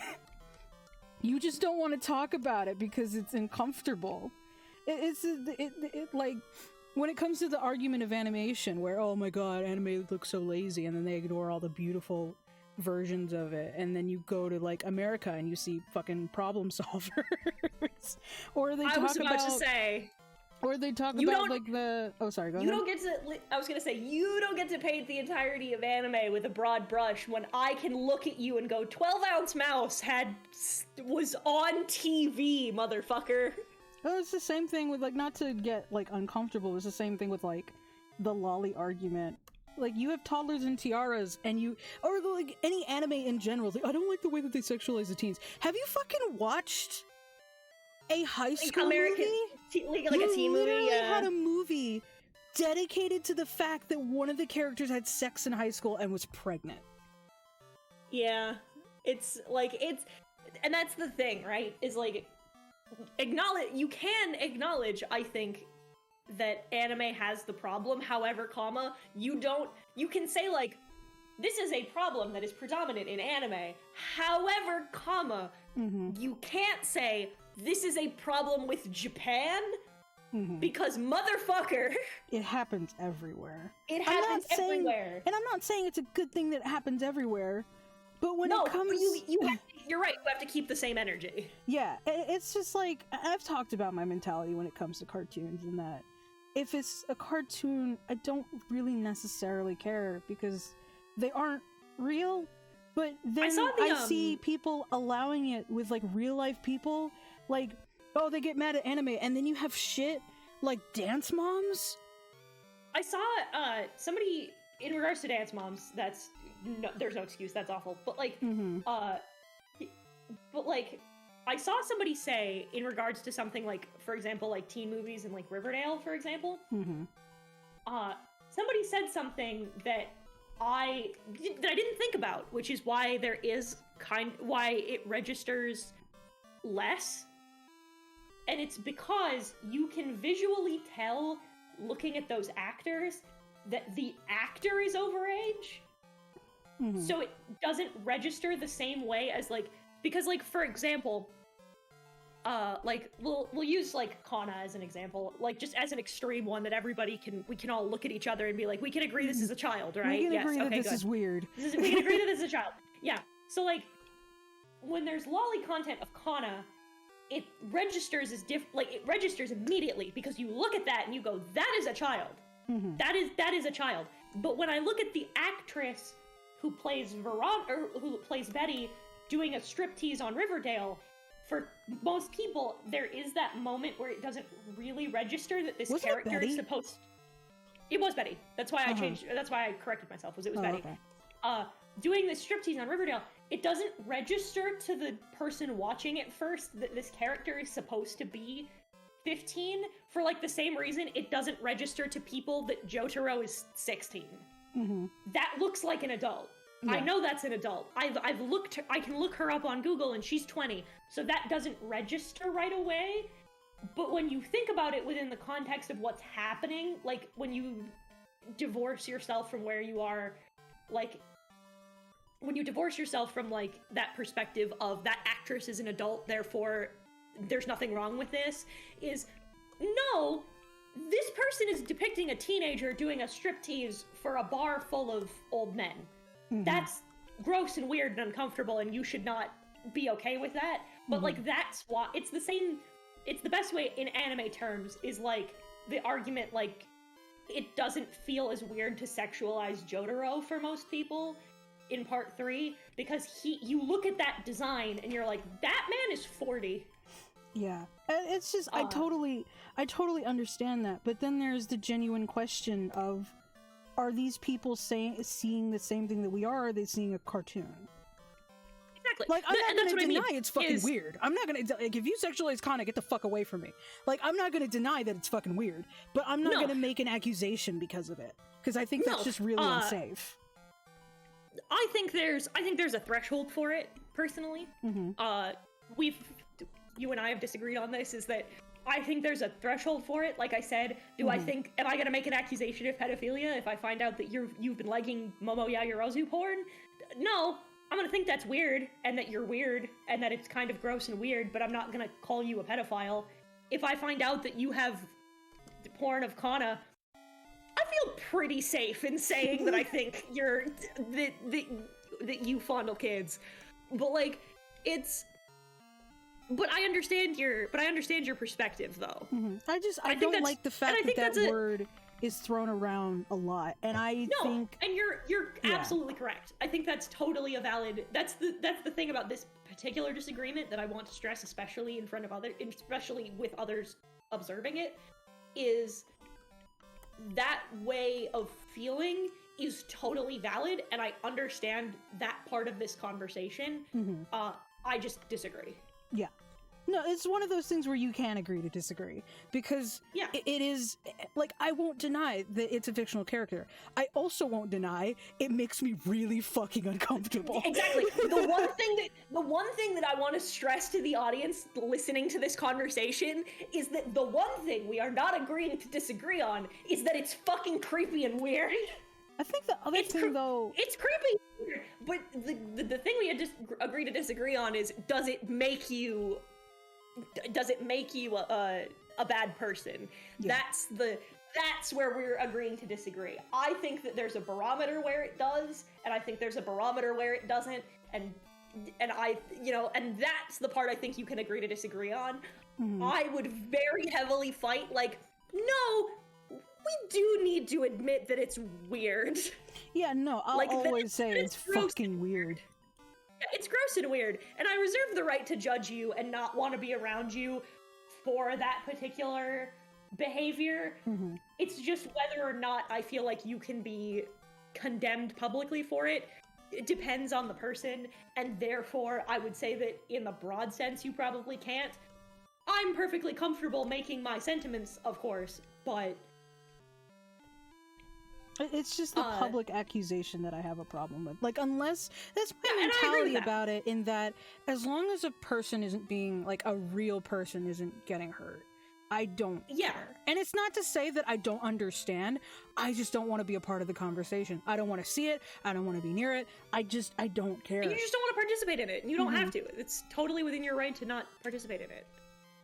Especially if it's something so sensitive that makes you so uncomfortable, I think it's totally a justifiable way to feel to not want to be a part of that conversation. I think the other thing, though, that my other problem of it is that I have seen way too many times where people, like, they'll complain about it and they'll say these awful things, and then they'll do worse things. Right? Oh yeah, my favorite. I saw a fucking, what was it? It was a map ally getting mad at it. And I'm like, fucker, what? My favorite version of this was the somebody, we're not naming names because naming names is shitty. But somebody popped into my DMs recently about a commentary that I'm making, and I was just scrolling through their Twitter because I was like, I have no idea who this is. I've never encountered this person. I don't know who this is. So I was just taking a quick scroll to be like, do they follow anyone I follow? Do they know me? Do they know what's going on? Like, just taking a quick look. I did see that they were specifically like, if you're,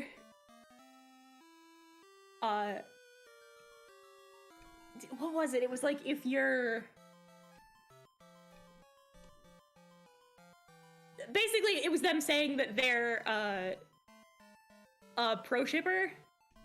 and they were like, I'm blocking you if you say that drawing lolly is weird because fuck your anti-shipper bullshit. And I was like, oh, I know everything about you that I need to know about you immediately. Never mind, I'm blocking you at the end of this conversation, Jesus Christ. Like, it's... Like, I don't... It's like I said, right? I don't... Do I think that they're, like, dangerous or a bad person? No. But You make me uncomfortable. But I saw that and was like, oh, that's all I needed to know. That's all I needed to know about the kind of person you are. No thank you. Goodbye. Bye-bye. Also, sorry we're talking about something that's, like, really uncomfortable. I Yeah. apologize for that. But it's like I said, I don't care. I don't want to be a part of this. I don't care. I put the fucking... why did I put the... I have to completely reorganize the where I store my stream recordings because I'm running out of space on my main hard drive. What are you and playing so later, by the way?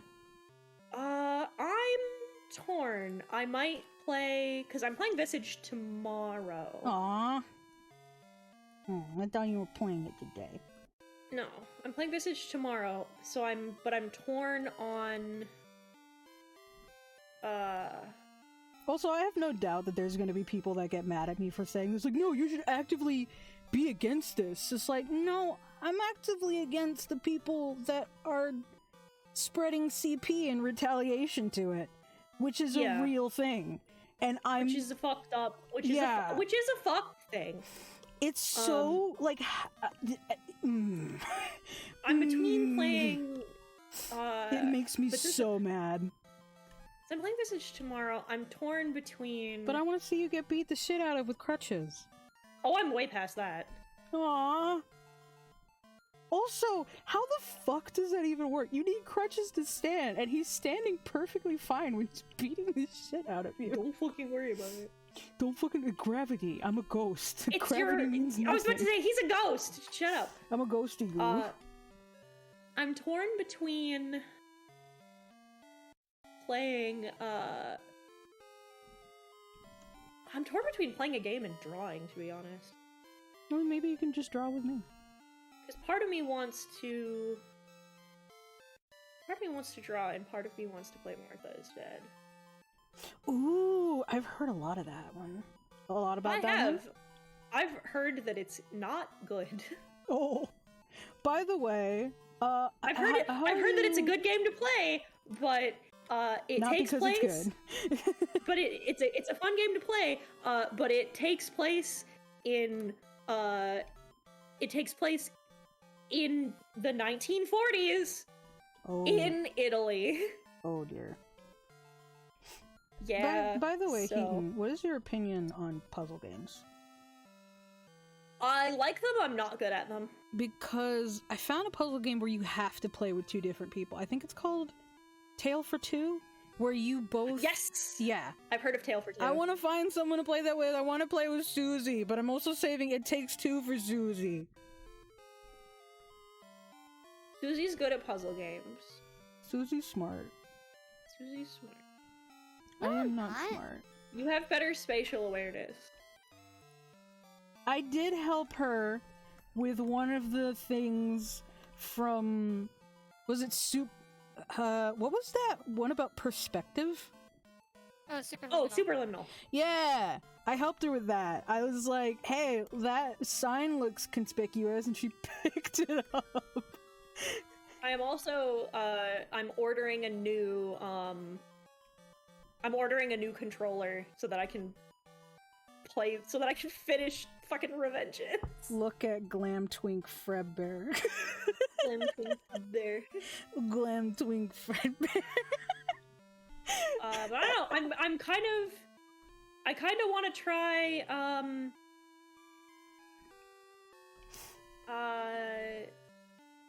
I want to try doing some design work today. Have you looked at the game that I recommended you with the little girl in the middle of the yokai town at night trying to save her sister?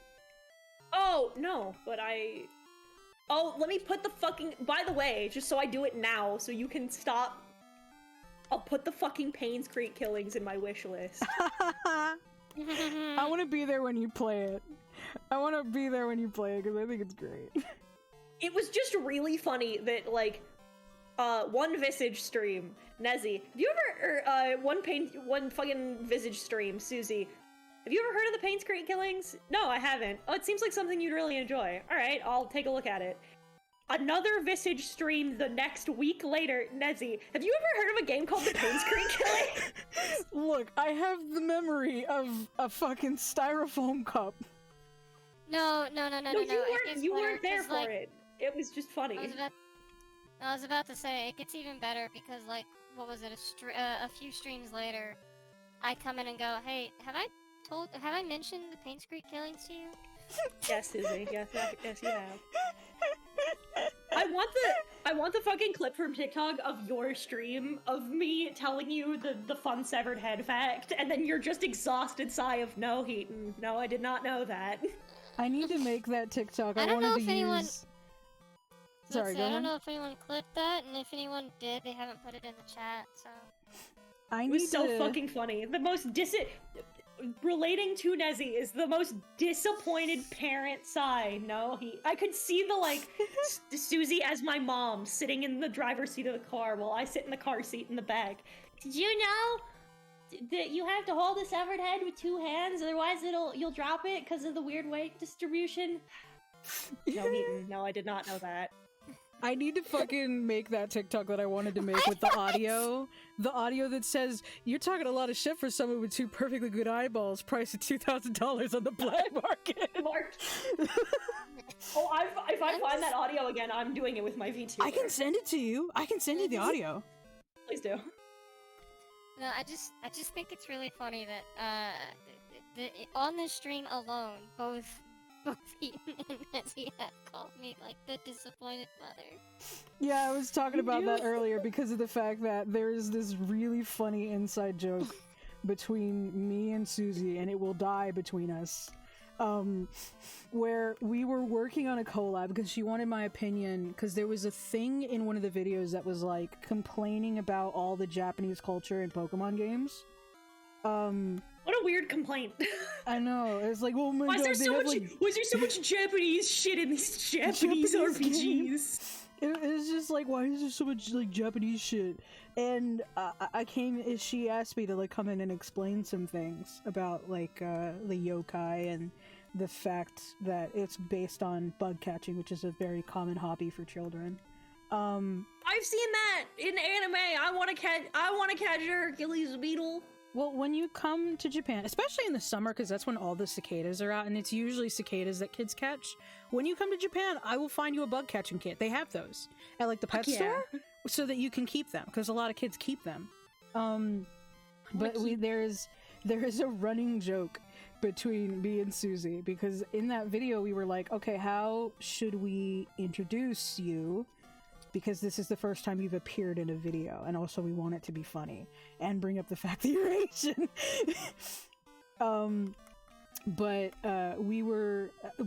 We started talking about like moon pies because Susie was fascinated by the moon pies Twitter. Just, what was it? Fucking come back to me, Laura. What was it? No, it was Linda. It was Linda. But she was so fascinated by it. Just like, I need to show you this. I need to show you the fucking tweets. It's so funny. And then, like, for some reason, I mentioned that I had never eaten a Twinkie before. Like, I lived in America for a long time, but my dad and my grandpa didn't want me to eat a Twinkie because my grandpa hated those things. And I would see them everywhere. And I wanted to try one so bad, especially after Wally. And she made the most... It was like a fusion of disgust and disappointment. I can't even recreate the sound. It was such a weird sound. She just sounded like she was pissed at me for not ever having eaten a Twinkie. And it was so funny. And I wish we had been recording it. It's lost to time, but oh my god, it was so funny. I forgot that I had my soundboard on. What did you do? And I just went into my Discord server, like for my my I'm thinking about opening it up to the public and just having different roles for patrons. But I went into my Discord server and I said, do you guys want a game react with a controller or art react with an art palette? And I forgot that I had my soundboard on. So when I hit the open parentheses, the 9 key, it just played the first 4 notes of Megalovania and scared the shit out of me. The worst one is, I think it's my Holy shit. it's my 8 key. My hotkey for it is 8, and it's the Think Fast Chuckle Nuts, and then the Five Nights at Freddy's scream. Think Fast Chuckle Nuts? Yeah, it goes Think Fast Chuckle Nuts, and then it's the FNAF jump scare scream. Oh my god. And when I forget that I have it turned on, I go to respond in the RP server I have with friends, and when I hit the asterisk, it scares the fuck out of me. Jesus Christ. I forgot I had voice mod on! I forgot! I'm gonna turn it off. No, don't even worry about that, because one time Susie kept fucking sending me the Susie and Yoon were abusing me by sending me messages that said, oh my god, shut up. Sending me messages about the question, oh, if when Gregory goes into Freddy, is Freddy his fursuit? And I saw that they were all in call, so I jumped into call saying, shut the fuck up.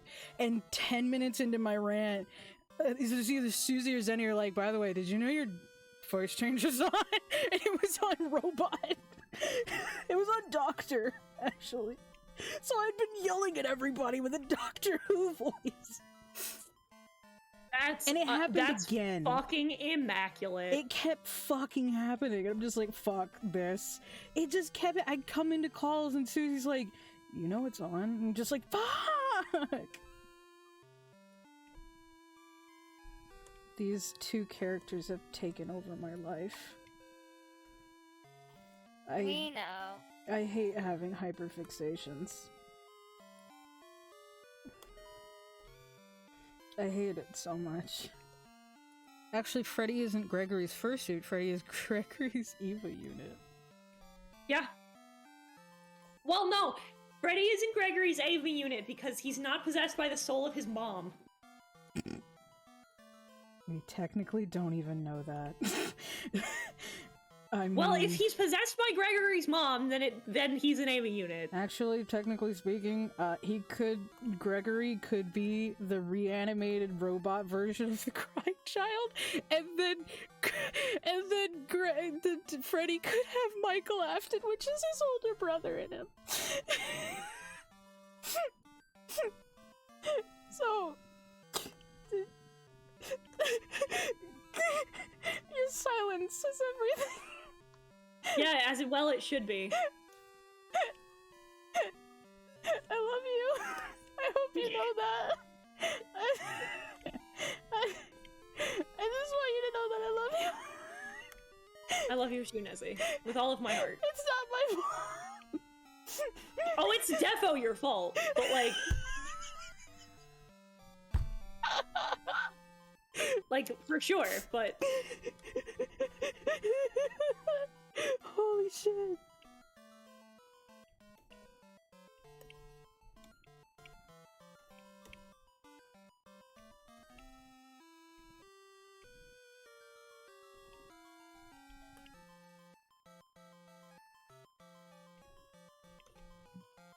Oh, fuck me. This is a thing that my mom does that I fucking hate. I hate that she does this. But I'll be like doing something, right? I'll be doing something and then I'll accidentally knock something over, I'll hit myself somehow because I'm stupid. And I'll say, fuck me. And then she'll say, no thank you. And I'm like, Mom, no, don't do that. Don't. This isn't a Freudian therapy session. Mother, 9 please. messages were deleted by the moderator. Stream elements timed out gave the green for 300 seconds. Oh, sorry. Sometimes it'll detect you spam in the chat. I apologize for that. But yeah, I wish she wouldn't fucking do that. And she just keeps doing it. Just like, Mom! Mom! Mother! Mother, father.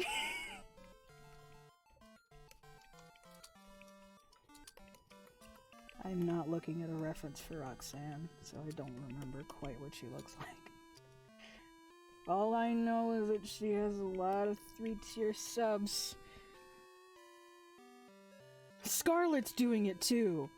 That's the other thing. Scarlet also does it. So like I'll be in a call and I'll like mess up on my line art and I'll say like, ah, fuck me. And she's like, oh no, thank you. And I'm like, Scarlet!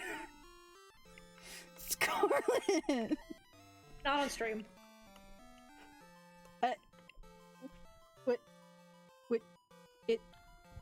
That's the funnier response. Fuck me, not on stream. That would imply. Yeah, that's Nezzy. that's my love. That's the joke. No, I don't like it. Nezzy really looked at Glamrock Freddy and said, "You're a tiny twink boy now." No, he's a twunk. There's a difference. I didn't draw him super skinny. He's a twunk. See that? See that? He's still got them titties.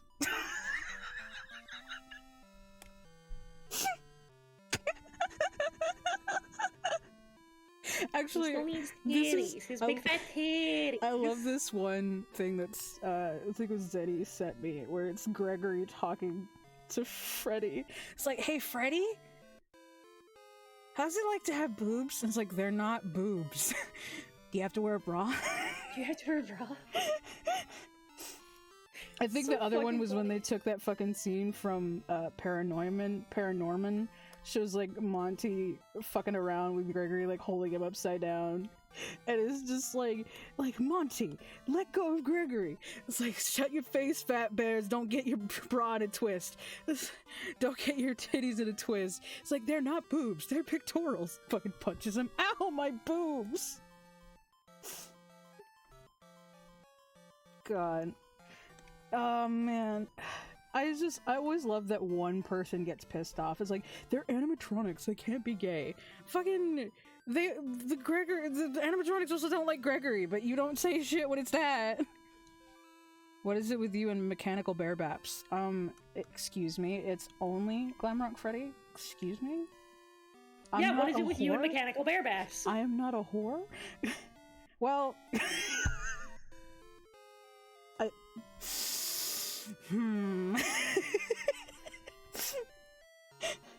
Can I get a please before you treat me like a common whore? I mean, I'm gonna do it, but jeez. God, I love that. I love meme that so everybody much. has decided that Anya and Yuji are siblings. Who and who? The little girl from Spy Family and the main character of Jujutsu Kaisen. They That's really said, oh, soft with pink hair, siblings. Oh, Yuji's her big brother now. She's so adorable. I want to hug her. She just I wants a family. Hey, spoilers, she gets even cuter. See, no, you don't understand. When it comes to wholesome content, it triggers my parental instincts. Like, Oh, wait until you meet the dog. no, you don't. I made a tweet about this forever ago, where I got pictures of Greg from Over the Garden Wall, Kana, who else was it? Oh yeah, I think it was a character from Gakuen Babysitters, and I put them up, and I'm like, these characters trigger my parental instincts. Baby.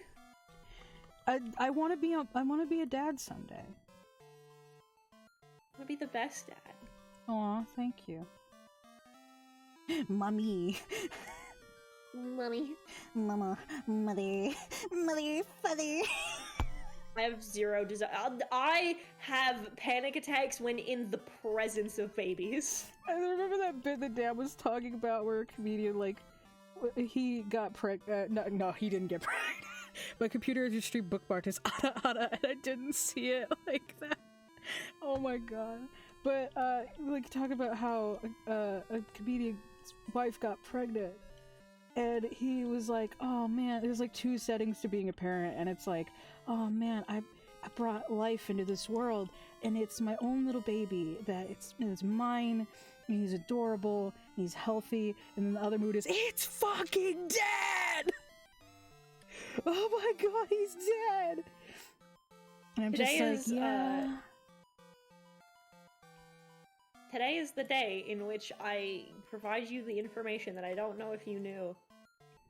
Did you know that canonically, like for real, like this is an actual real thing that happened in Marvel Comics, that there is in fact Eddie Brock Venom Mpreg? Yes, you told me about that before. Yes. My boy Sleeper! The best symbiote! I think the other thing that's great is that when I have children, I want to bring them to America, and I want to show them to all my friends, and then have all of you spoil them. Of course. Listen, I have no desire at any point to have children. However, I do have every intention of being the weird aunt who dotes on your children and gives them things they probably shouldn't have. One of the great part is that I look almost exactly like my mom. If I lost weight, which I do intend to do, I would look exactly like my mom, with like my dad's hair. So imagine like a tiny version of me running around. Baby. I don't know if that's possible, man. You're already pretty small. I will fucking kill you. It's gonna be tough for you to do that from inside my pockets, Nezzy. I will fucking murder you. I'll be like one of those rats in those torture chambers where they like dig into your skin and eat you from the inside out. I will. What are you gonna do? What are you gonna do? Stab me with a sewing needle, red wall? Is that what you're gonna do? No, push pin. Belly full of push pins? I Huh? will fucking dig into your skin and cut you from the inside out with What do my you- very tiny pair of nail pliers. Your bottle cap armor gonna keep you safe, huh? Yes. Solid steel, baby. Nezzy, how tall are you? I am exactly 5 feet tall. Exactly 5 feet tall. I will fucking suplex you into the ground. The powerful desire to stack you, B, and Ellie on top of one another in a trench coat. We'll finally be allowed in the R-rated movie theater! Yay!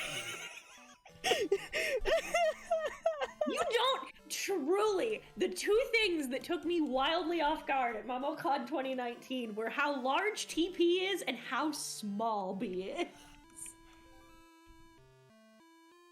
B is little. She is short. See, I don't know if I'll ever go to MomoCon, but I don't need to know just how big TP is. Oh no, yeah, I've heard he's huge. He could have. TP I'll is never. TP is the soft giant. He's like, he is in fact 6'3", and then he told us that he had to take steroids when he was younger, and he could have topped out at like almost 7 feet tall. And TP could have been huge. They had to put the limiters on him, otherwise he could have been unstoppable. Jesus Christ.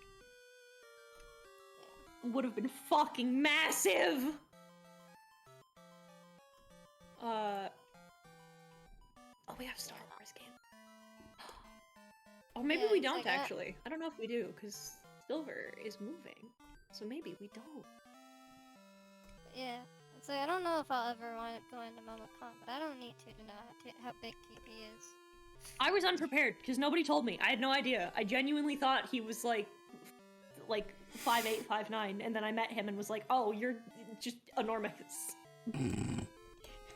I also, I will never forget when we were, because the boys are excellent, gentlemen, a lot of them. I asked who was willing to volunteer to be fake boyfriends in case the women were getting harassed. And a couple of the dudes volunteered. But the first people I went to were Caden, Loudon, and Boone. And Caden said, "Why us?" And I said, "I don't know. It could be the fact that two of you are pro wrestlers in training, and one of you was in the military. That might be part of it. The other part is that the three of you are large." And he goes, "You know what? It's a solid point." See, people don't expect me to be a fighter.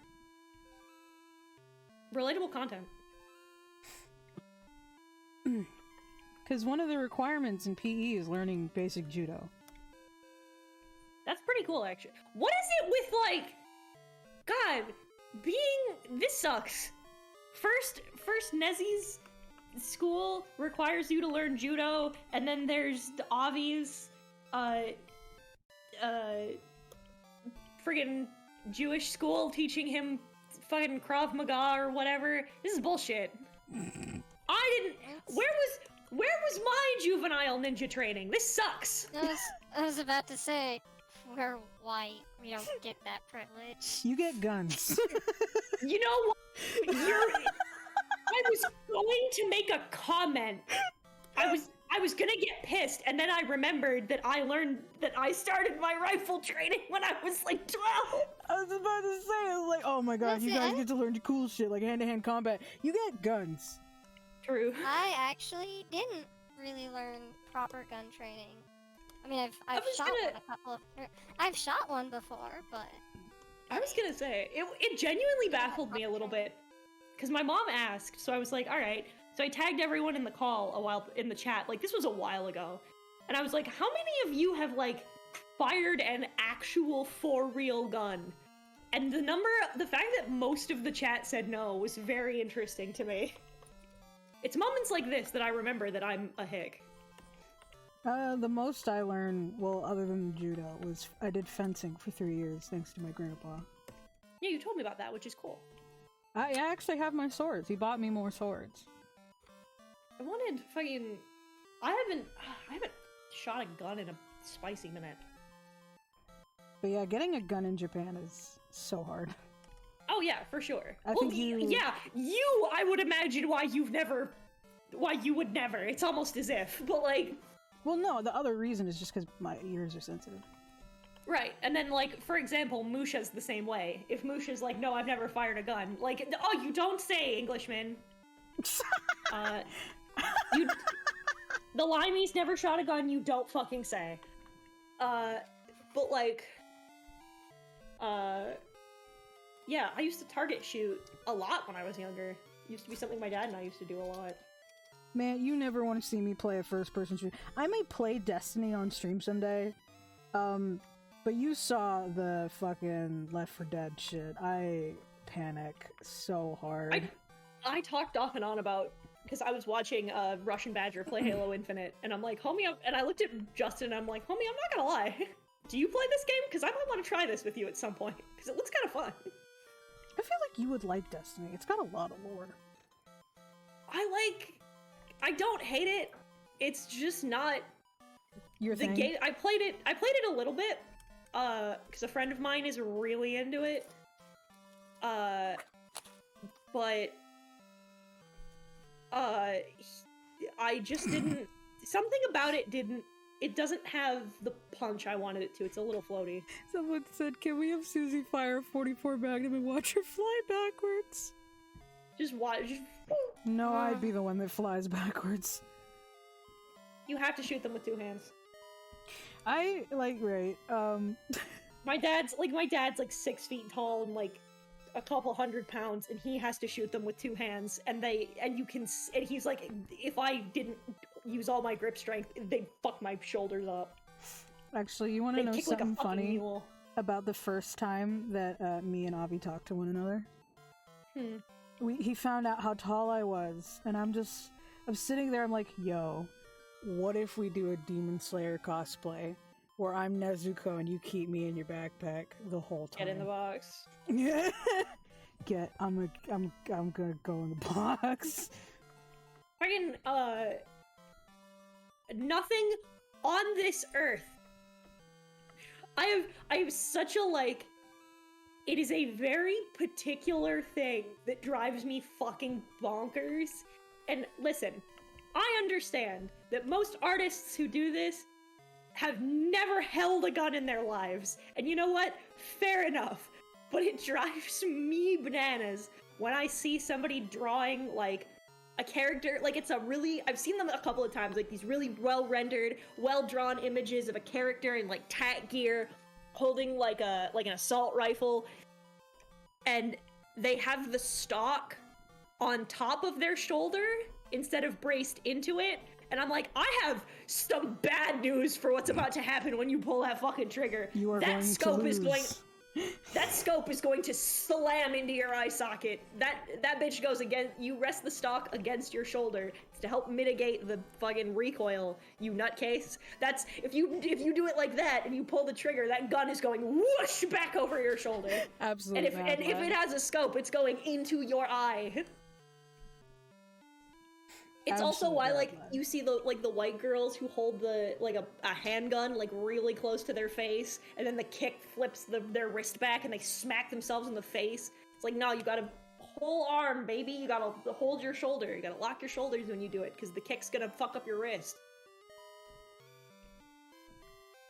It's moments like this where I am yeeted back to Susie being like, he knows all this stuff about guns, and I'm like, no, I don't really think I do. And then in moments like this, I'm like, oh wait, no, I do. Do you want to know something You do. that I really hated about fencing? Is one of the kids fucking sucked at it, and it was painful, right? I was just like, I remember this so vividly. He would wield the sword like he was in Star Wars. Like, he'd still do it with one hand, but he wouldn't. What you're supposed to do, right, is you're supposed to give a direct hit. You're supposed to stab. He would slash. Yeah. Constantly. No, a foil is a fucking, it does piercing damage, not slashing. Come on now. He would constantly slash it around. And what he would do, right, and I'm convinced he would do this on purpose, he would hit my arms and my legs until I was too tired to retaliate. So he would, like, slash at my legs, slash at my arms constantly, and it'll be like a 15 to 10 minute bout, and I will barely be able to lift up my arm because I'm in so much pain. And then that's when he would start stabbing. Listen, is that the right way to do it? No. His strategy is impeccable. I will fucking stab you. I think the other thing that was interesting, I met someone at one of the tournaments. I actually cried at a tournament before. It wasn't my fault. This is actually really sad, but I'll get to a happy moment. But I actually cried at a tournament once because this kid, who I was beating this kid in a fight, and his parents and his family came up onto the other side of the strip and started cheering, and then I started to get teary-eyed by seeing that, and then I lost. Because I was so sad that my family wasn't there to cheer me on, and I just felt really, really lonely on the strip. Because they were cheering for him, and they were, like, giving words of encouragement. I'm just sitting there with, like, nobody on my side, and I started crying in my mask because I got really blary-eyed, and I couldn't retaliate, I couldn't parry, because my eyes were so fucking blurry, and oh man, I couldn't hold it in. I was just so sad that I didn't have my family there. It's kind of what happens when your family is on the other side of the fucking planet. But I remember I met this girl and we were talking about it. I'd never really had anybody. It was interesting to see her perspective on fencing, and she called me a lowrider.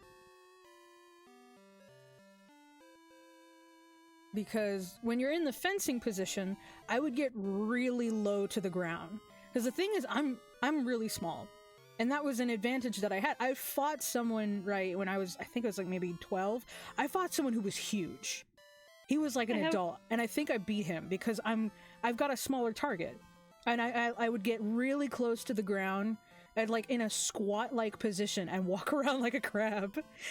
I was literally about to say, I'm like, is it mean to say that the minute you were like, I got low to the ground, the first thing I pictured was you in like a fucking crab pose? Just like your legs far apart all the way down, just in the peak crab pose of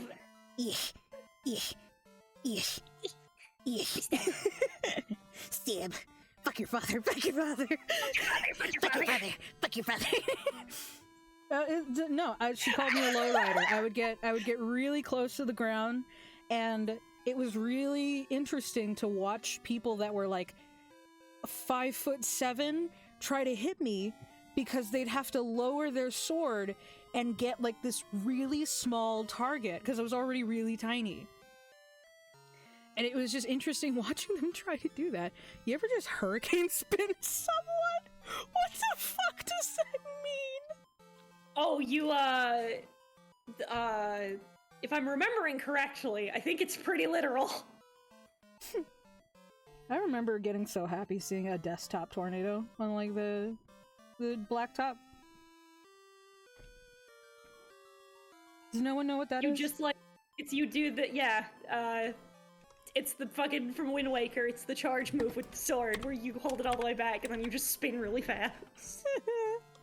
That's awesome. I can imagine Nezzy fending and then saying she has to pick the grapes off the ground. Nezzy out here embracing his inner Yoda. Nezzy of the Colossus. What?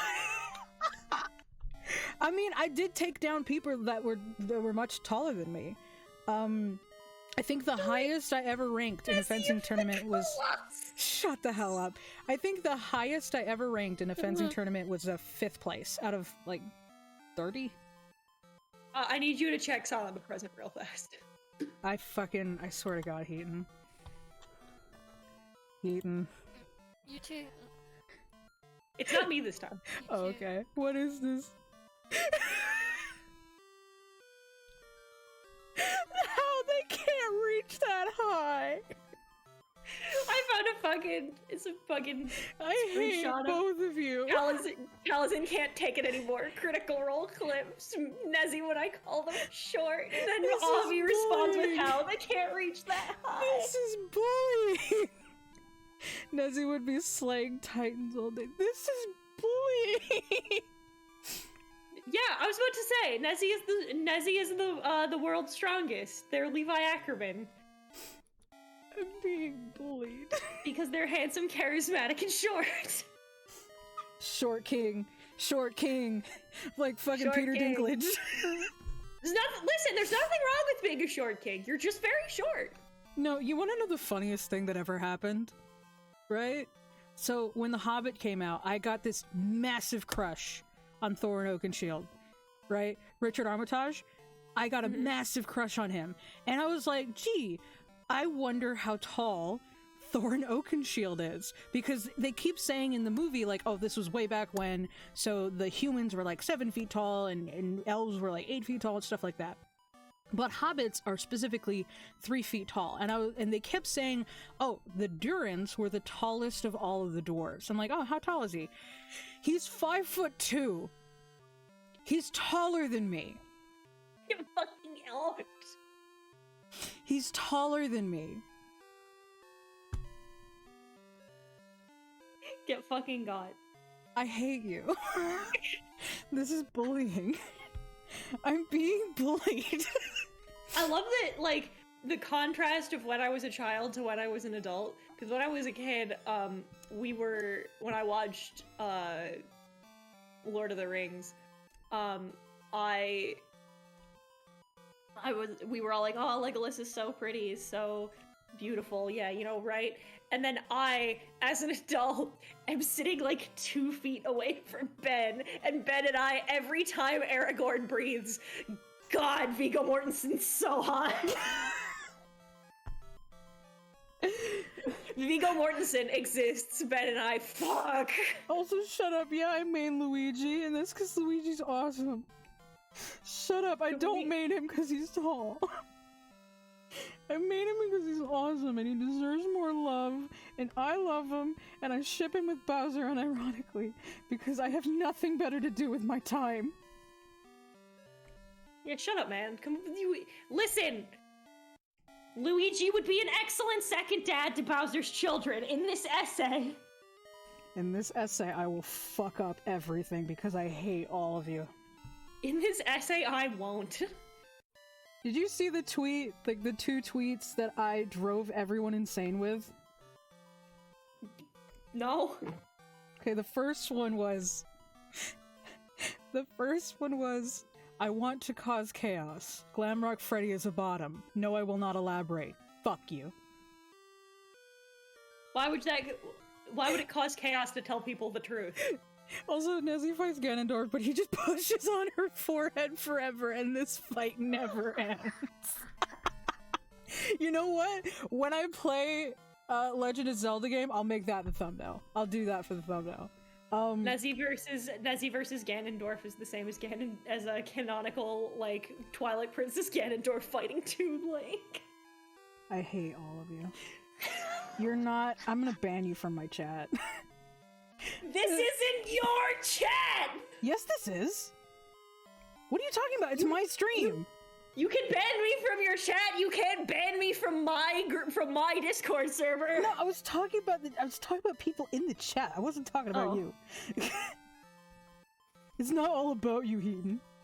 You can ban them, but I will continue to be their voice of fact. I think the other tweet that I ruined people with was oh, people! I love it when people say animatronics. The animatronics can't be gay. Fucking Matt Pat got pregnant by a zip file. Anything can happen in this series. And just a bunch of people came in going, "Excuse me?" Motherfucker, the animatronics can't be gay. If I put the right flash drive into them, they can be whatever. Reality can be whatever I want. I don't think you understand the power of fanfiction. The other thing was, it's like, why are you shipping Freddy and Monty? Like, Monty hates Freddy. Haha, enemies to lovers is a thing, bitch. And it holds up enemies to lovers as your Uno reverse card. Have you considered that I don't care? Have you considered fuck yourself? Have you considered that I obviously don't give a shit about this lore? Until it benefits me. Some people are me, and they give a copious amount of unnecessary shits about canon compliance, and then some people are Nezzy and don't fucking care, and you know what? Respectable. Dragonite, I will kill you. They just sent me a gift from Spaceballs. Of, I think it was Luke Skywalker holding onto Darth Vader's head, where he can't hit him with the lightsaber. Listen. I hate all of you. Listen. I'm gonna burn someone's house down. You can sure try, but I'm gonna commit arson. Listen, you can burn down as many houses as you want, but are the ashes going to make you taller? I don't think so. I mean, when you're on the ashes, I'm definitely gonna be fucking taller. It's really easy to be tall when you're 6 feet under the ground. I don't know how to tell you this, Heaton. That's a good one. I'm keeping that. I'll be taller than you when you're 6 feet under, you piece of shit. You know what? You wanna know the most awful joke I ever saw on Twitter? There was a girl that said... like, oh, you're not a real man unless you're 6 feet tall. And someone said, I'm 11 feet taller than your dad. And you go into her bio, it says her dad is dead. And it's just, oh my god. Dude! Nezzy, but burning stuff is obvious thing. Fuck you. My favorite, you know what? No, my thing is breaking into people's house and licking all your Doritos. My favorite is, I have a I have a pair of characters for a story I want to write. One of them is like 6'3", and the other is 5'6". Mm-hmm. And the short one is the top. And so Yes. the bit is doesn't it get difficult when he's so much taller than you? And then Kaz, without looking up, goes, "Yeah, well, he's about 4 feet on his knees. So what's your point?" I love that. I think I wanted to make a TikTok, right? I wanted to make a TikTok because a lot of the people that I 3-tier sub for are taller than me, like Lady Dimitrescu. My own boyfriend is like 5'11" to 6 feet tall. Depending on the time of day. Well, we don't 100% know if it's just 1 inch. Who cares? Right. Yeah. But like, That's what he said. hey, size doesn't matter to me. That's what she said. That is in fact what I said. How are you gonna burn someone's house down with a match? Yeah. Yeah. Listen, they'll have some trouble holding up the match, but it'll be fine. I'll fucking kill you. But no, it's just like I wanted to make a TikTok about, oh no, what happened to my thing? Wait, what? What happened to my thing? What? Where'd my scroller go? What? What? Go away. Thank you. It was, it's like, how do you, cause I always say I'm a switch, it's like, I'm gonna fucking top you. It's just like, bitch, I am 5 feet of flesh, blood, and bone. I will fucking climb you like a tree. Just fucking...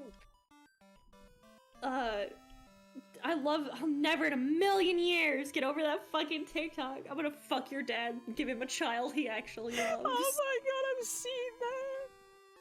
There was another one that I really liked, where it was like, a 13-year-old boy tried to fight me today. By pure coincidence, I happened to know his mom on a first-name basis. I yelled her name, and then I turned to the boy and said, I'm gonna fuck your mom. I gave him more psychological damage than any ex-girlfriend he will ever have. You wanna know the best part? I love the way that? that he says it. I'm gonna fuck your mom. You wanna know the best part about that? The way that the fucking person that made it, the dude that said I'm gonna fuck your mom was Monty talking to Gregory about Freddy. It's like, I'm gonna fuck your dad. And it's just like, yeah, alright. It was just so great. I love FNAF so much. I love this fan base that creates such weird shit. I love it so much. Man, I was rewatching that clip from the stream yesterday because I was listening to like the Fretto clip and I'm just like, that does not fucking sound like me. Nazzy, if you were a Switch, you would play Metro Dread and you don't. No, I go between fucking kicking ass in Destiny and then hitting villagers in Animal Crossing. You go between kicking ass in Destiny and then crying while you play Freddy. It's Freddy. I'll never get over, truly, I will bully Dio about it forever because it's very funny. Is Dio like, yes, I am a top. I know all of the things. I am cool and confident, and then I look at him and I go, yeah, I watched you. I'm not kidding. Pause the game and cry at the first jump scare in Village where a crow flies out in front of the screen, and you paused the game and cried. By the way, I turned the stabilization down to 12, so you'll stop making fun of me. You can have your stabilization wherever you want. I wasn't, that one in particular, I wasn't making fun of you. I was just like, I don't remember what my stabilizer's at. Good, because I'm putting it back at 42 because I hate this. Yeah, put it back at 42. Do whatever you want. That one I'm not going to make fun of you for. 42 is the answer to the universe. As long as it's not at Fucking 100. Stabilizer. I don't know, ask Crafty. Because he doesn't know either. Well, then why would I ask Crafty? Because he mocks us with it. I hate it. I hate that man. You have Destiny That man looks too. me- We should kick Rolk's ass before he kicks us like a Vegas prostitute. God. Relatable Oh my- content. You know what? My favorite thing. I have Destiny 2. My Destiny 1 file is on my dad's PS4, so I don't really touch it. But I play Destiny 2. It's been a while. I might stream it. My favorite class is Hunter. But my favorite kill... I have 2 favorite kills. Because I play a PvP on my dad's file a lot. But my 2 favorite kills... I think I was playing his... No, I might have been playing my Hunter. But a Titan put up a shield...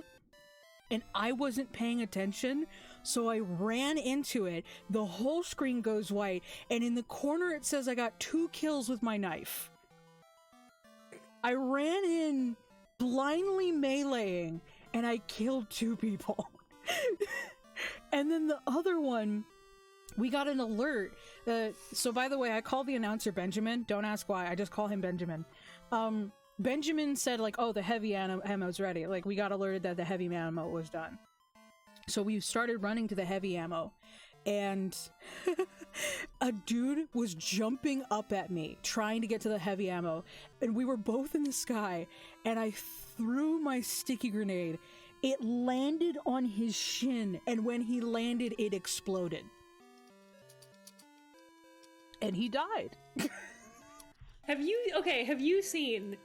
This is one of my favorite clips in the universe. It's a dude playing Rainbow Six, and he's aiming down scope.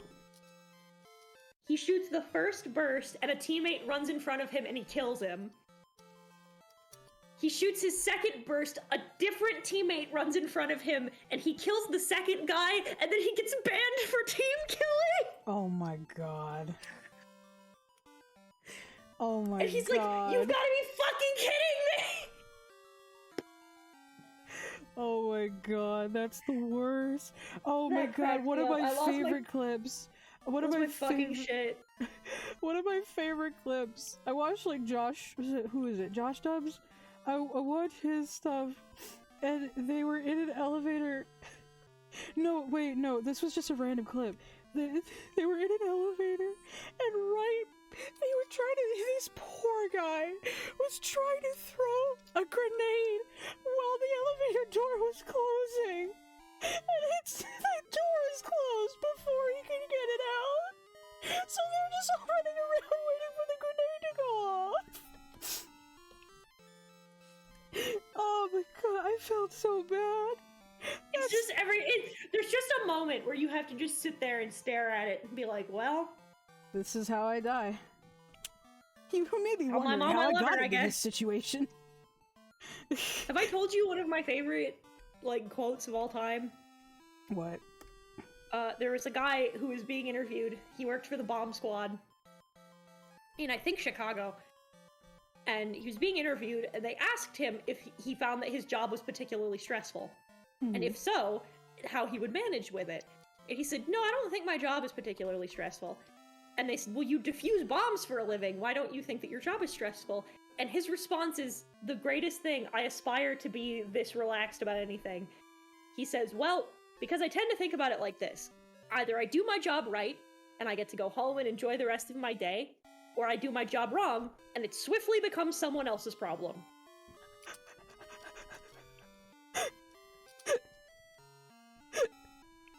He's right! That's great. I mean, I don't have to worry about it anymore. It's not my issue anymore. It's not my problem. I will be in a million pieces. It's not my problem anymore. I will be at peace. Y'all, fuck you. I strive to be that chill about anything. That's great.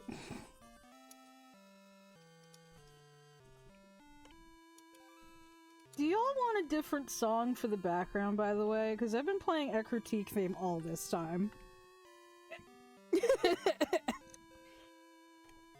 I don't know, it's just a really calming song to me, because when I was a kid, I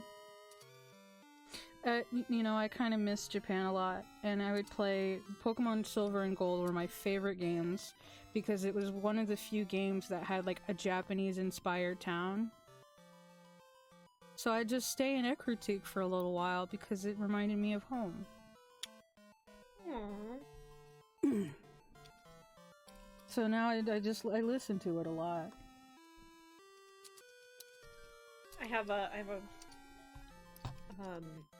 I played my very first Pokemon game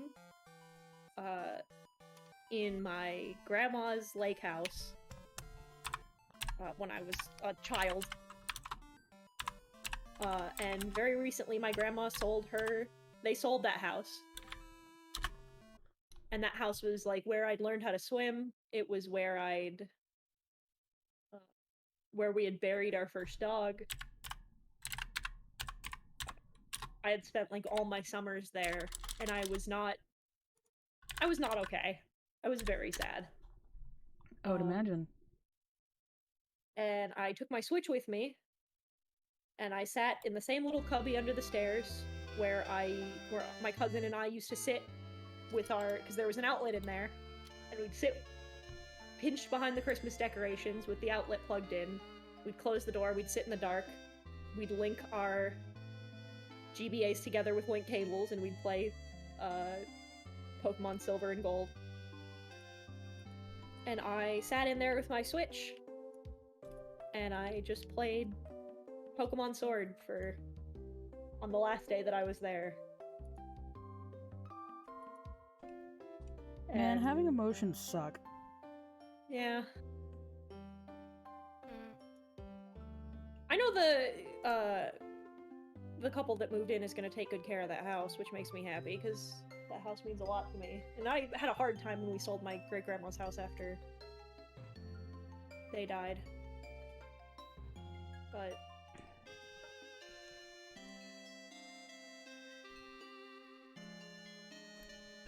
I think I have, like, only, Nezzy, did you hit Gall right in the penal zone? What? Right in the penal zone. What a fucking... Thank you for the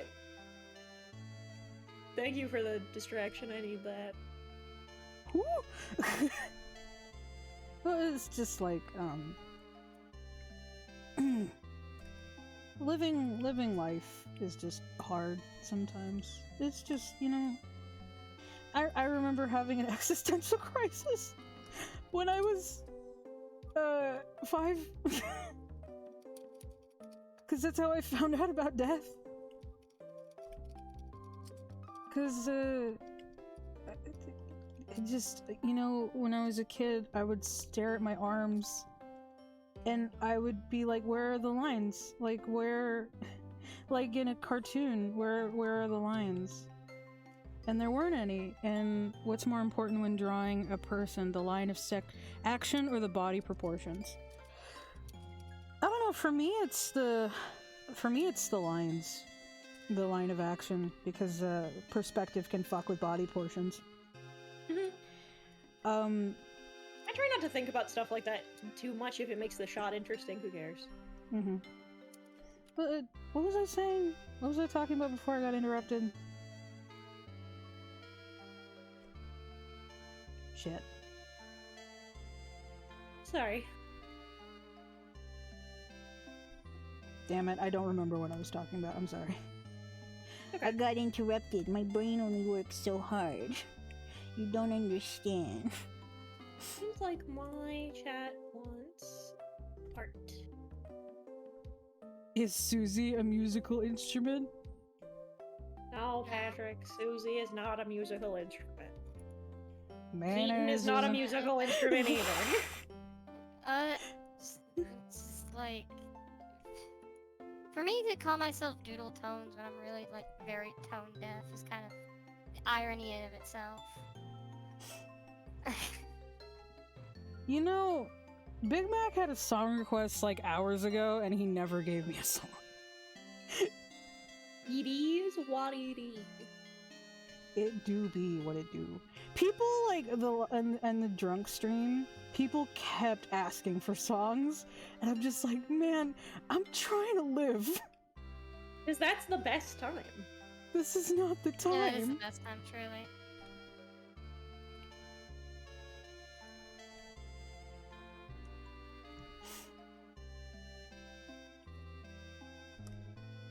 Oh yeah, I had an existential crisis when I was 5. Oh yeah. That's what it was about. You tell that story. I'm gonna go make lunch. But make us. Go eat food. Yeah, I had an existential crisis when I was 5. It's actually one of the reasons why I'm afraid of frogs. Because there was a frog in our garage, and he would just sit there all day, every day, and he would not move. And my dad explained to me that he was dead, which was wrong, because the day that we moved out was the day that he fucking left, which scared me even more. But you know, the concept of death at the age of 5 is not the best. Careless Whisper? Is that the sexy saxophone song? Alright. Yeah, it is.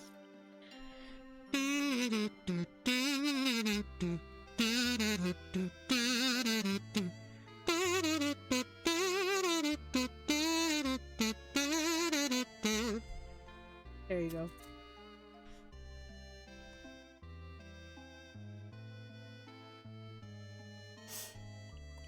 But yeah, I find Pokemon music really comforting. 'Cause, I played Pokemon since I was about maybe like 5. Tubas are called sousaphones, in which that's why I called Susie the Susie phone. Excuse me.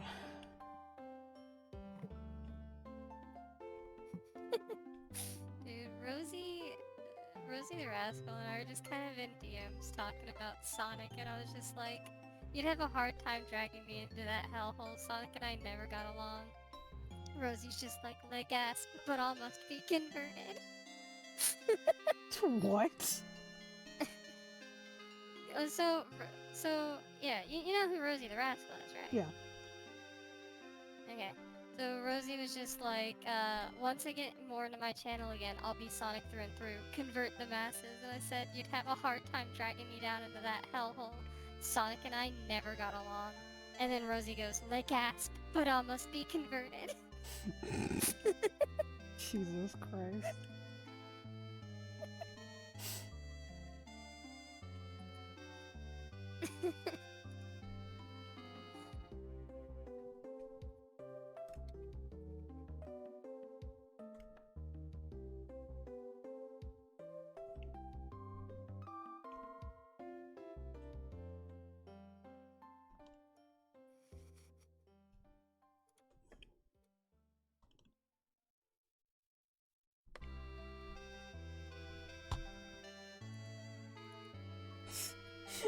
Zeddy just said Sonic pissed on her fucking wife. No, it's just... Okay, I know this is going to sound really weird coming from the speedrunner, but... Sonic's a bit too fast for me. No, yeah. Not that it's weird coming from you, but it's really hard for me to play the game. It's just... I love Sonic, I really do. But the problem is that they add platforming to a game where you're supposed to go so fast. Have you ever eaten a Carolina Reaper pepper? No. I don't plan on doing so. I would like to keep my bowels intact.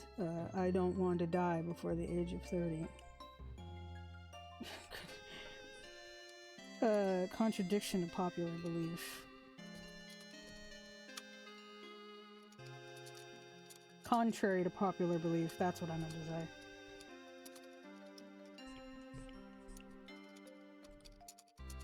Doodle has? You've eaten a Carolina Reaper?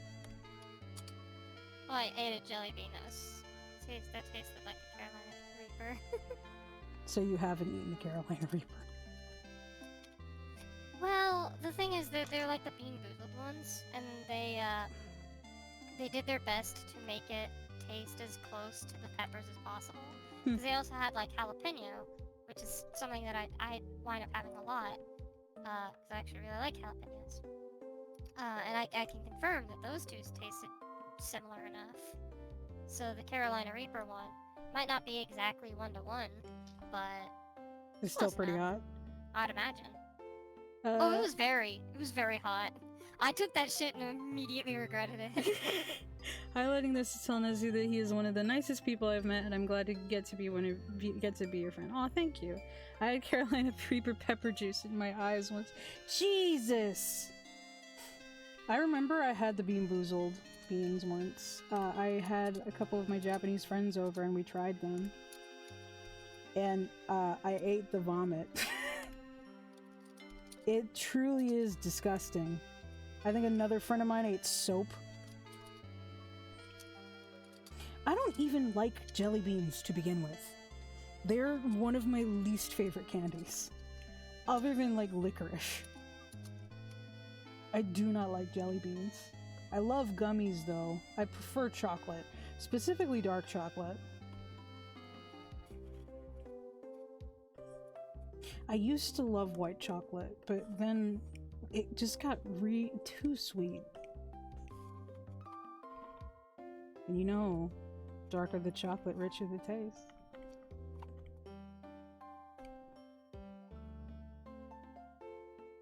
I don't know if anybody's gonna get that reference at all. Completely soared over mine. Huh? Completely soared over my head.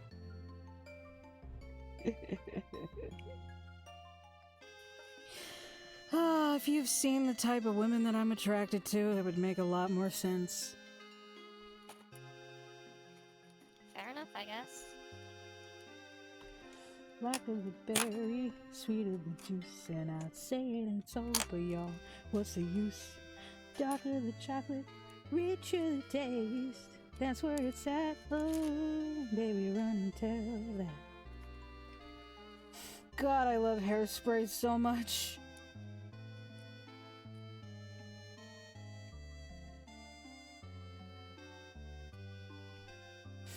I love Hairspray so much.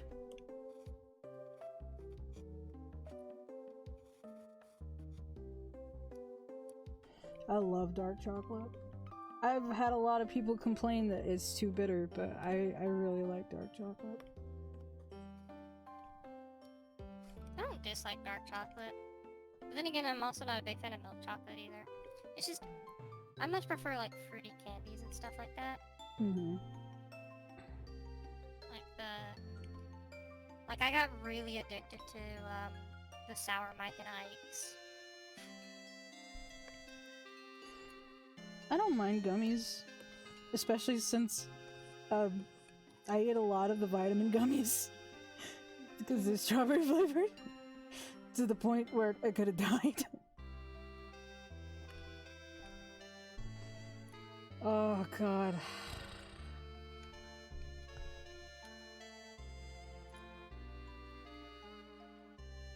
Well, it's just, I find a lot of chocolate a bit too sweet for me. Because I've had a lot of Japanese candy, and Japanese candy just isn't as sweet as American candy. So my taste buds have kind of gotten a little bit more sensitive to stuff like sugar. Like, I can still eat it, I just have to have, like, milk with it. I remember my dad, because it's springtime, he bought Cadbury cream eggs. And he brought me one. He said, remember, you only get one. And I'm just like, I don't even like Cadbury cream eggs, but I'll eat it anyway. And we were talking about it, and my mom apparently can't even eat one Cadbury cream egg. She eats half. She can only eat half.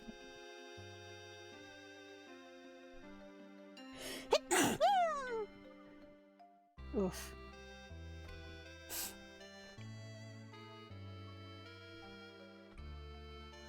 Oof.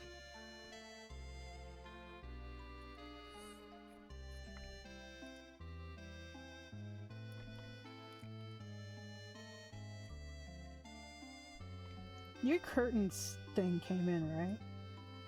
No, Really? I didn't stream this morning.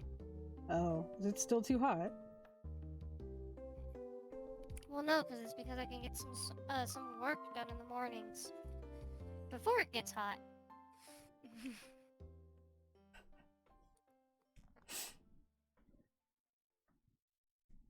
Because the minute it starts getting hot, I'm not gonna work. I'm not gonna want to work, at least. But no, they in fact actually canceled the order for the curtain rods, so I had Why? to buy more. I don't know, but they canceled my. I figure it might be because I might not have had the money, possibly. So I moved some money over from PayPal into my bank account, and then ordered some new curtains, and now I'm broke. So. I've been doing the lineup on the wrong layer. So I kind of need to be streaming, but while I don't have these curtains, I don't really want to stream. I've been doing it on the wrong layer. Unfortunate. Well, at least I didn't get that far.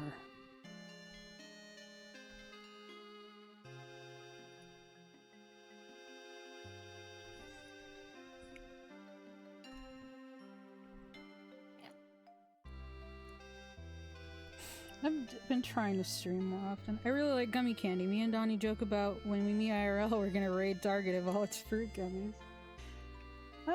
Yeah. It sounds like something he would do. But yeah, it's like until I get those curtains, I'm not gonna want to do a lot of streaming in the morning, at least until I can get like a video out there. But also getting a video out there is going to be difficult because those curtains actually did a good job at like dampening sound a little bit. Because without those curtains, my room feels like it's echoing a lot more, if that makes sense. Mm-hmm. So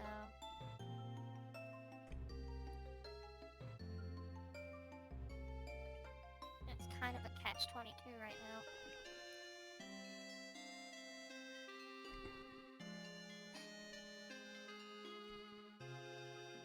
Especially now that I am just absolutely broke.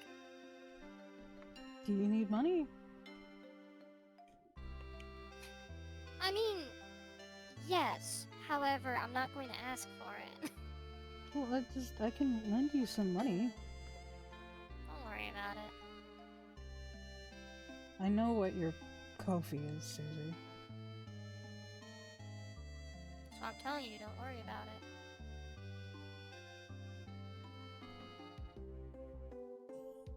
Get paid by the next month. It's not that big of a deal. I wish Twitch would give me my fucking money, but they don't do the payout unless it reaches $100, the threshold. And I don't think donations count. I think it's specifically for like ad revenue and stuff, and I think bits. Nope, it counts. Oh, really? Bits, subs, and donations all count. Huh. Which is actually incredibly generous in that department.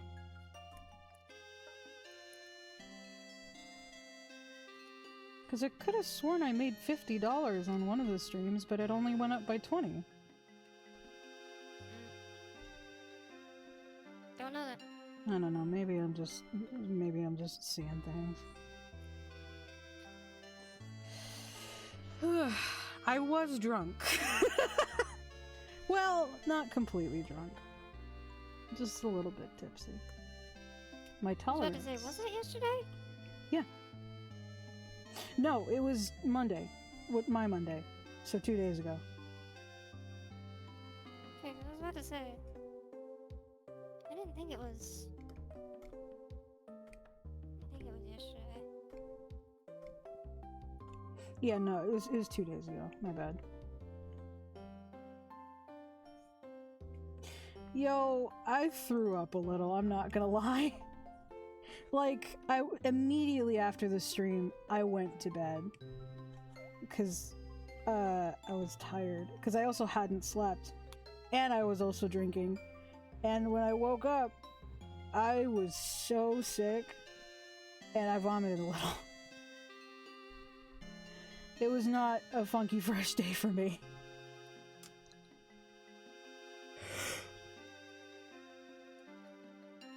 Because I looked it up, right? So 4 shots is how much it takes to get drunk off of whiskey. I had 10 shots, and I was relatively fine. The problem is that for a full-grown man, 10 to 11 shots is like the limit. And I'm a little boy.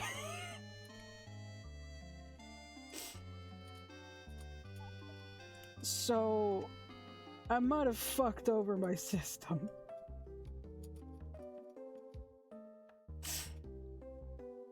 Why did I draw Balloon Boy cute? You're the bane of my existence. Why do you look like an Umpamon character? Oh dear, hope you're okay. Oh, I'm fine now. I got some more... I got some tea in my system. I got a little bit more sleep. I also ate ramen. Ah, my eye! What the fuck? Why do you burn?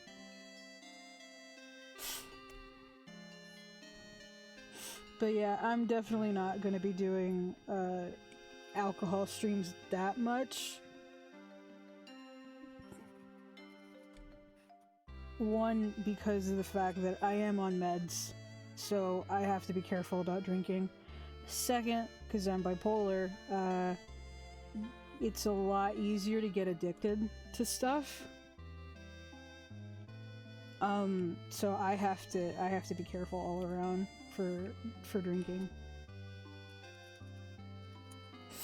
But it was still fun.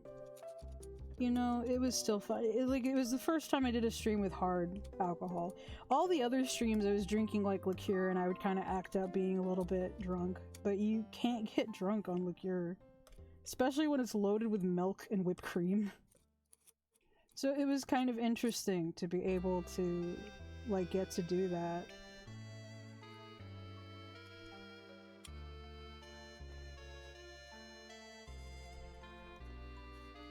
And you know, it was fun. You know, I don't get to do a lot of, I guess, like what could be considered adult stuff. Do you remember yelling at Springtrap asking him to fuck your ass, or did you forget that after the drunk war? No, I remember everything. I remember everything. I didn't get blackout drunk.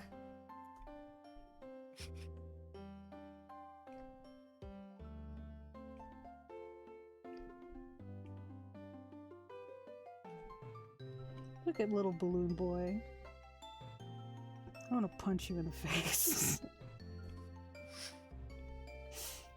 I'm gonna fucking punt you.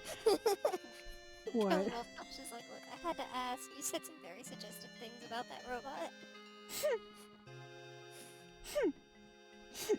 Yeah. I did. And you know what? He came to me multiple times, meaning he wanted it.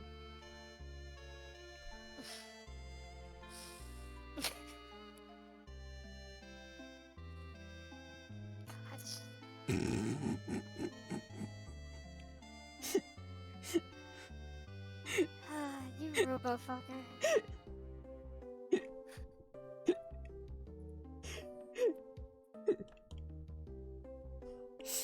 Oh, but it's great content. I will continue to judge you, though. You act like your judgment means something to me.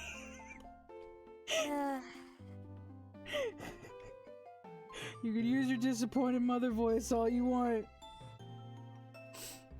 I do what I want. And that includes fucking robots. Good fucking god. I do what I want. If you do Joy of Creation, can you have Doodle and Heaton on the stream? I can certainly ask. And since you donated the 50 subs, now I have to do it.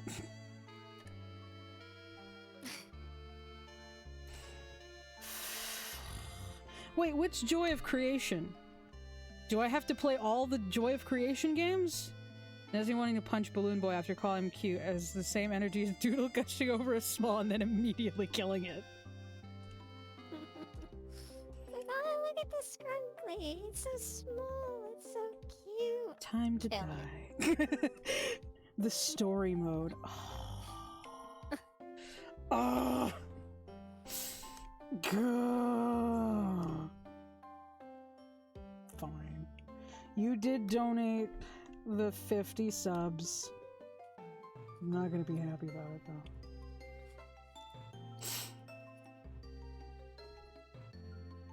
People look at me and say, "Oh, the Scrunkly." People look at you and say, "Oh, he fucking ugly."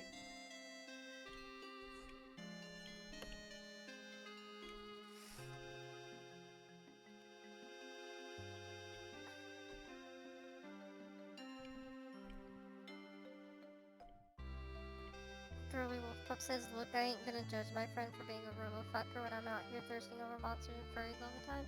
I'll judge you too, don't worry. You are my I'm an equal mom. opportunist. It's like, look, I'm an equal opportunist. I'll judge everyone for being a degenerate.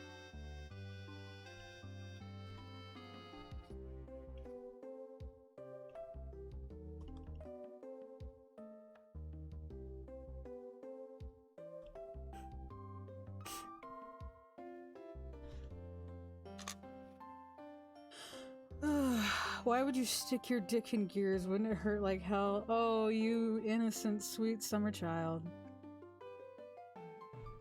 You haven't read the fan fictions I've read. If it is something, there's one thing the internet does. It's find out how to fuck things.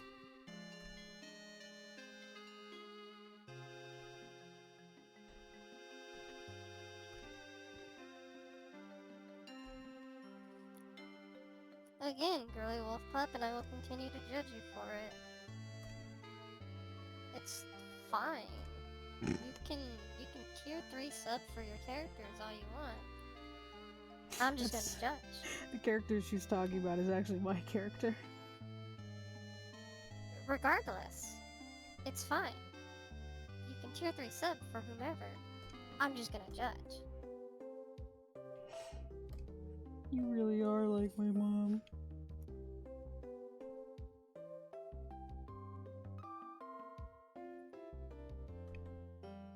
It's like I can judge because no one's caught me on some bullshit yet. And you never will.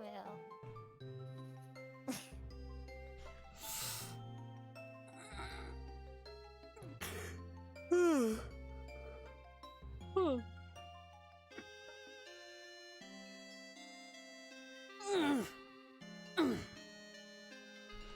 This is what I get for fucking leaning over like a goddamn shrimp while I draw.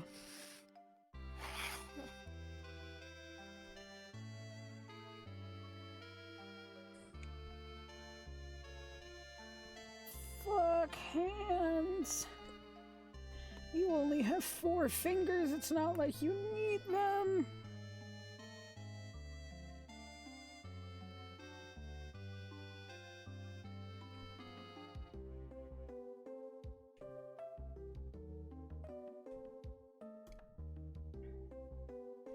You know what? Out of everything, I'm just glad that I was able to beat one FNAF game. And get the good ending. I got the good ending too. Thanks to Susie.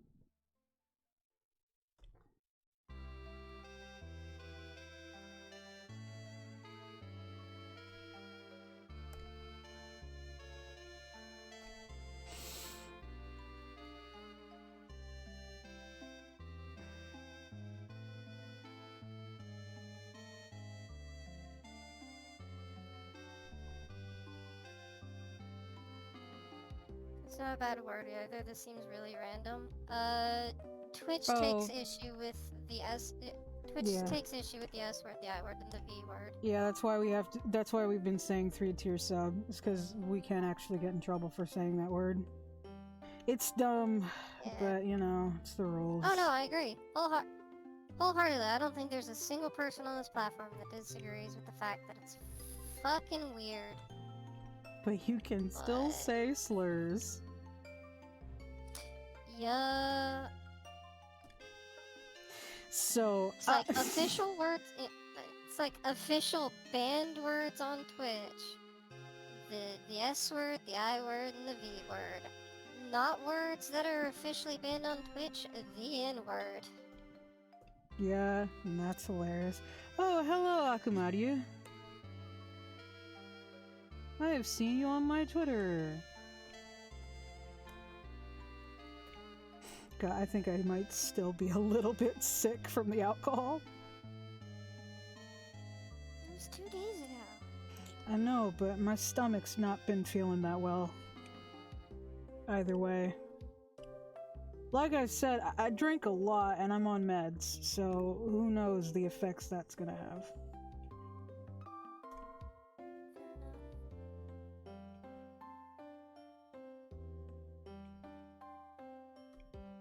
Also, it could just be a general stomach bug. Possibly.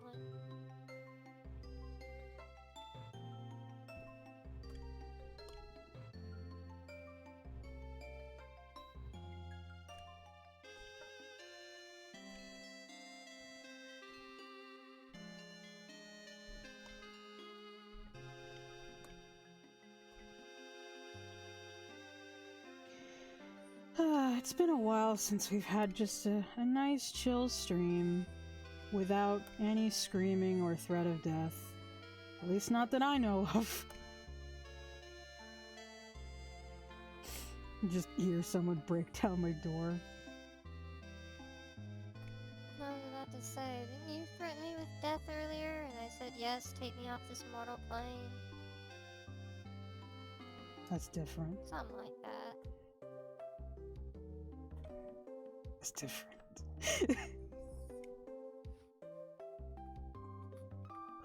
Yeah, it's because it's not a real threat and you're never gonna fucking give me what you promised.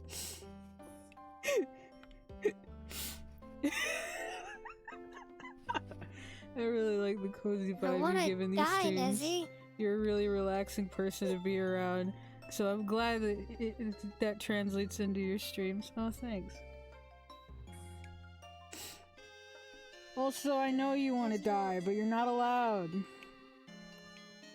Mm, I'll fucking pull you back from the depths of hell.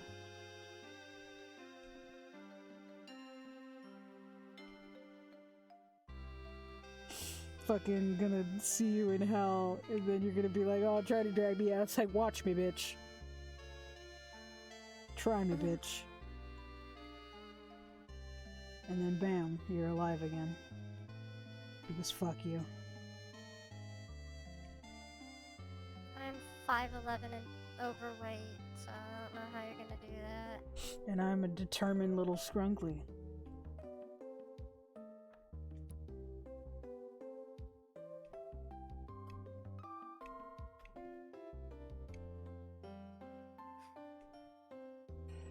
I think I'm just gonna do the line art for now. Hmm.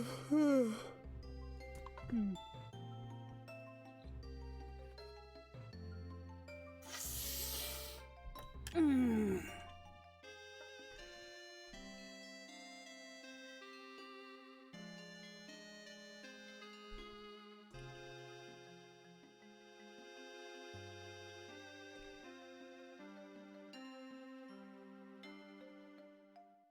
If Susie died, Nezzy would just Dante Inferno his way through hell to get Susie back from dead again. I would. I'm 5'11" and overweight. You'd have to drag me out. I told you, I have determination of a small 10-year-old child.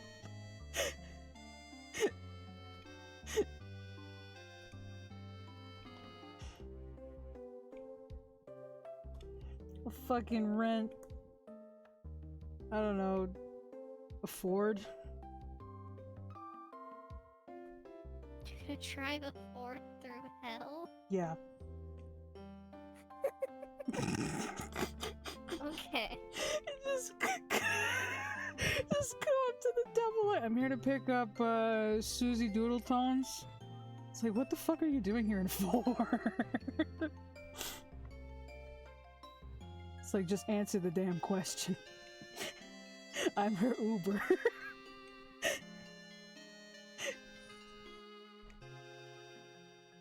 Don't trifle with me, Demon Man.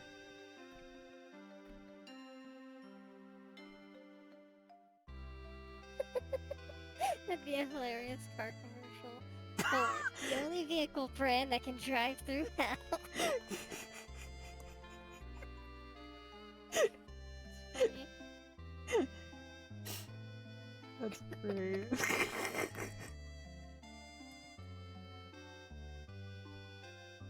I'm here to pick up Susie Doodletones. I'm her Uber.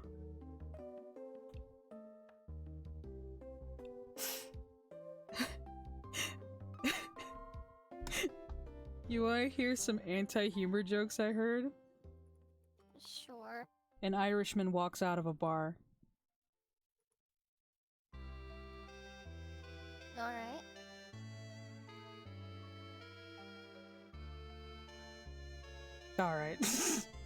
Alright. What did Batman say to Robin before they got in the Batmobile?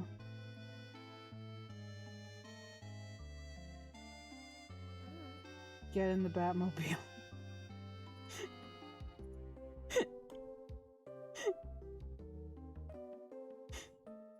This is so stupid.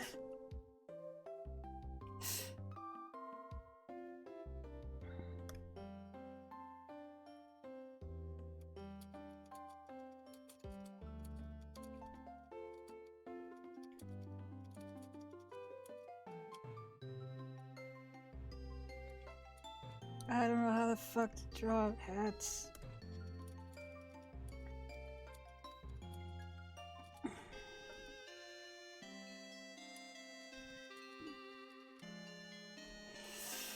Welcome to Freddy Fuckface.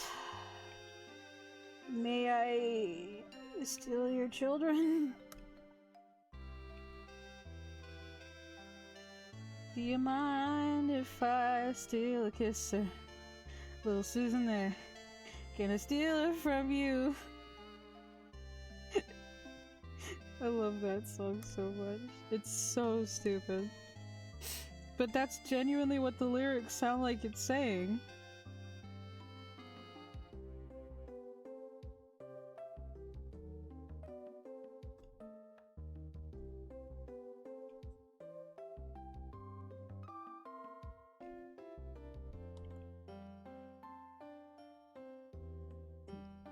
See, I'm just kind of. What was it? Girly Wolf Pup saying, I don't know how to draw hats is also what I said this morning when I had to draw that fedora on Heaton's head.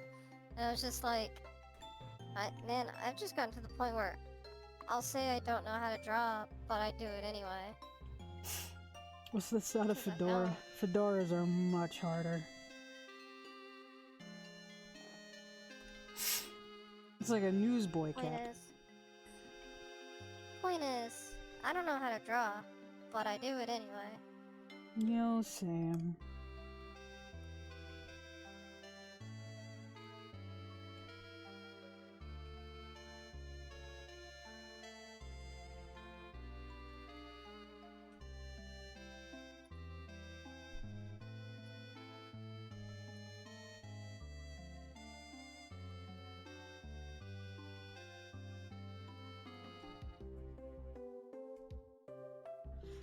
Oh my god.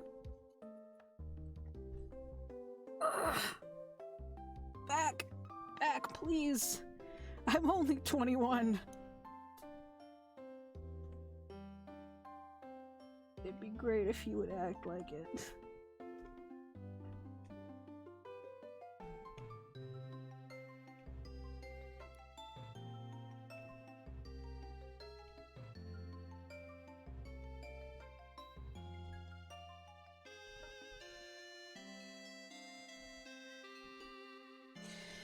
You know what? I think I'm done with these thumbnails for now. I just want to doodle something. I just want to doodle. I just want to. Oh my god! Nice job.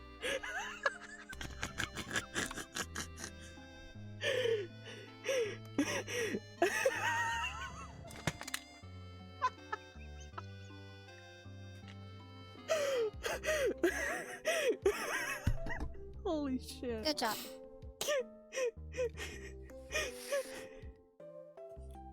Oh my god, that was great. Yeah. I just don't know what I'm doing right now. I'm not doing anything.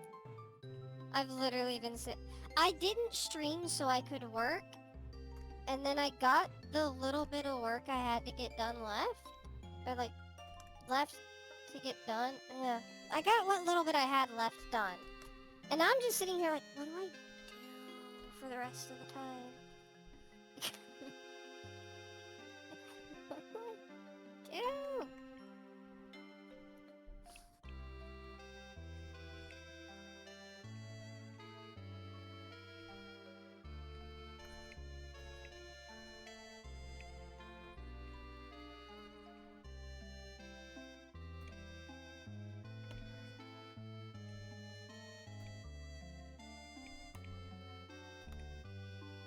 Also, I saw that a lot of people liked the like unrelated, but I saw a lot of people really liked the Bimbo Tones version 2.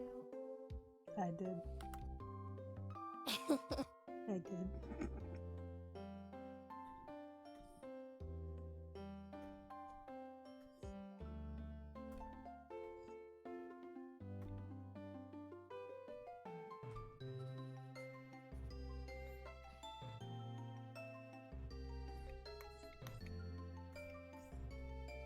I just like the little joke that I put in the second image.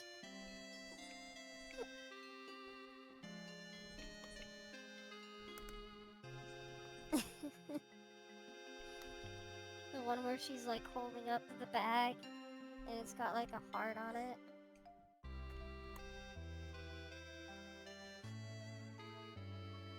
It's a very fun joke, for me at least. Do you know the joke? Not really, but I like the joke of just... I don't know what this means, but I have it. It's like, no, I don't know what that flag means. My bestie just said it's toast me, and I think it's cute. It's just like, that's the Sappho, or that's the Sapphic flag. Huh. Nice. That's so the thought process that was in my head was just like, yes, Yoon would totally do this. He would. Yoon would tell Bimbo Tones about the Sapphic flag. Tell her to put it on the bag, and then she does.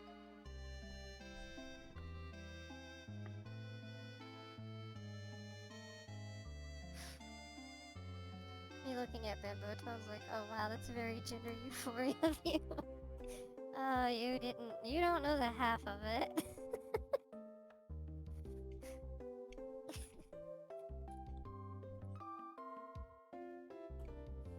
What if I made Chibi security breach stickers?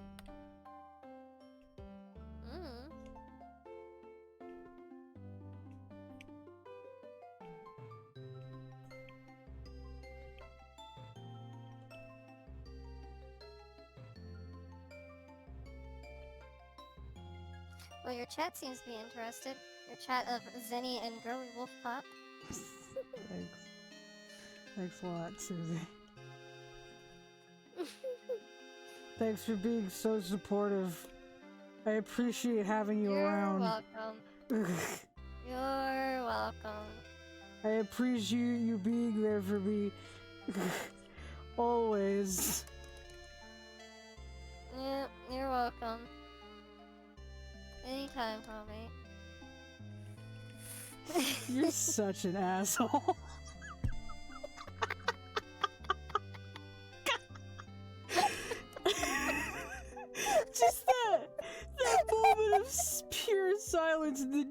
You're a fucking asshole.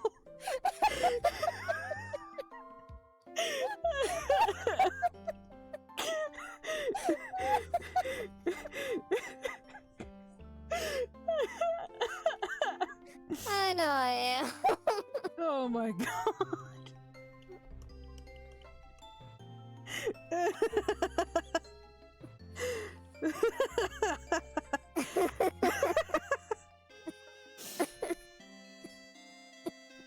Jesus.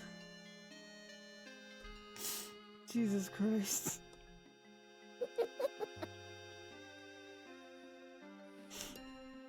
You mean the world to me. You're an asshole. Look,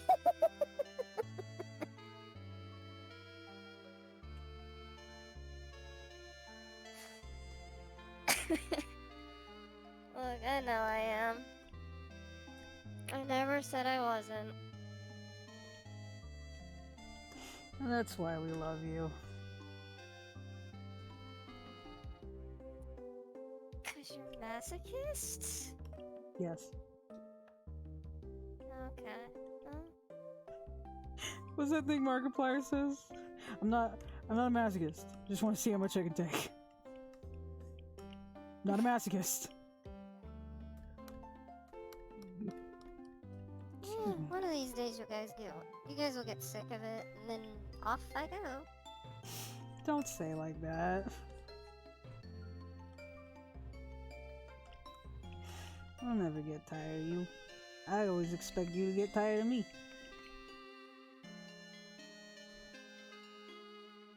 That's what they all say at first. I could say the same thing to you.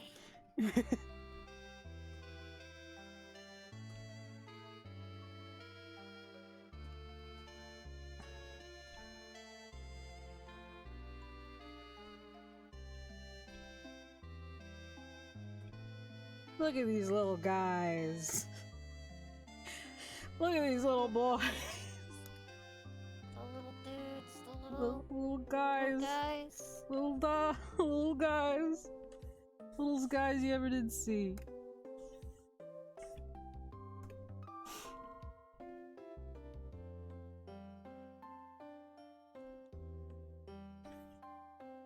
I should probably go check on the laundry. I'll be right back. Alright.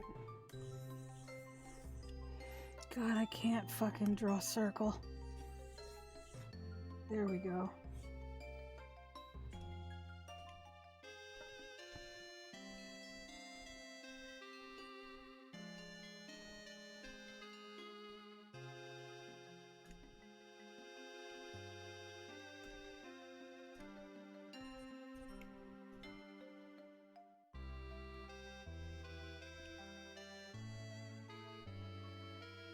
Oh my god, my back. I'm 21 years old. Why does my back hurt like I'm 40?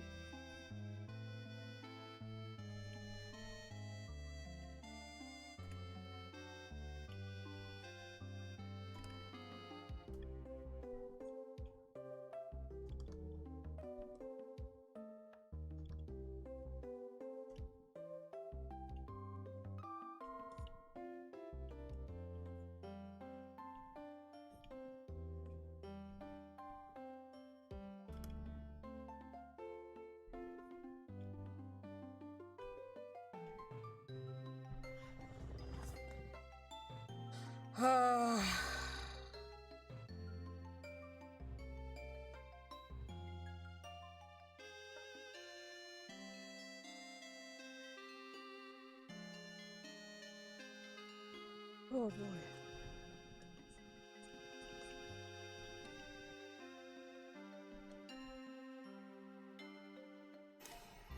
I had to lean back for a minute.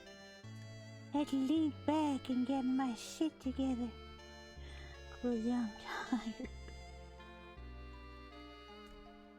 Probably gonna finish drawing this. Sapphic? I think that's another way of saying like a lesbian couple, I'm pretty sure. I could be wrong though.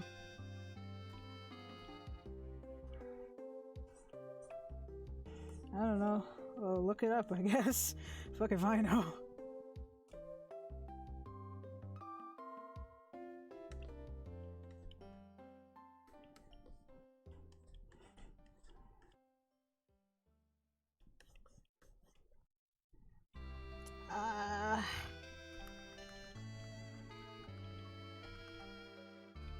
I've returned. Hello, welcome back. Trying to think if I want to change.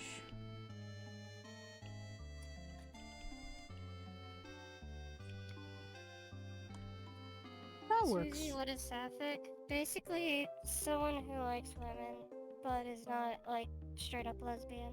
Oh, okay. I thought it was just another word for lesbians. I mean, it kinda is. It's just like, it's like someone who would be, like, romantically attracted to a woman, but, like, not full-on gay.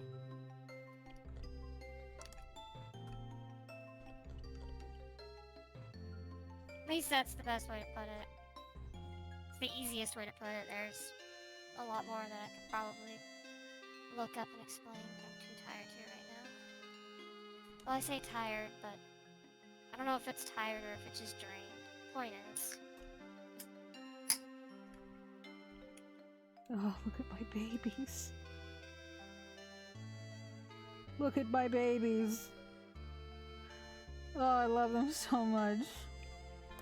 This has become an unhealthy obsession at this point. Why do I have to hyperfixate on this?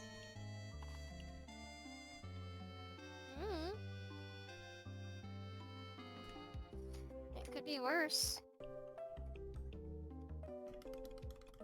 I could be doing drugs. And at this point, I would kind of prefer it. I mean, it could be worse. You could wind up hyperfixating on something that, like, is wrong. Like drugs. Sure, like drugs.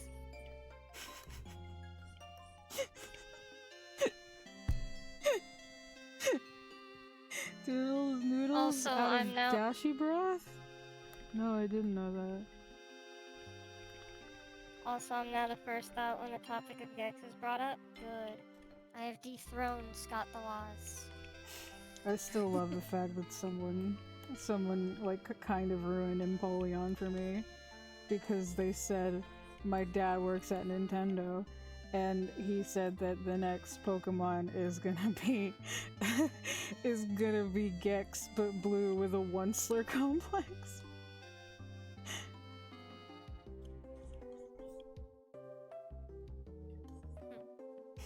I know there's probably some people that are gonna get mad that I draw Chica with like some feathers stuck out as like hair, but I just don't like drawing her without them. And yes, these are supposed to be feathers.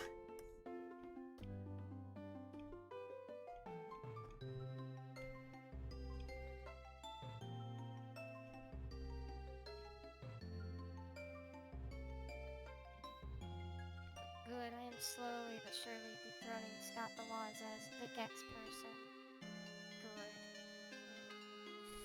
Good. Does she have a bow in her hair or scrunchie? Bless you. Mm.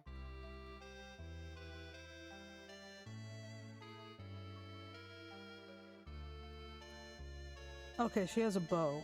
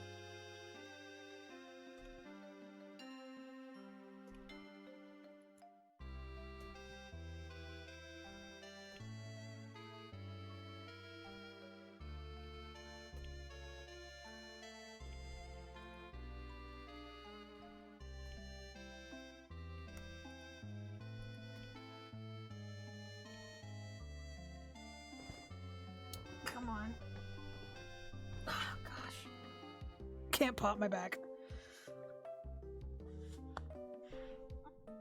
Oh, I can't pop my back.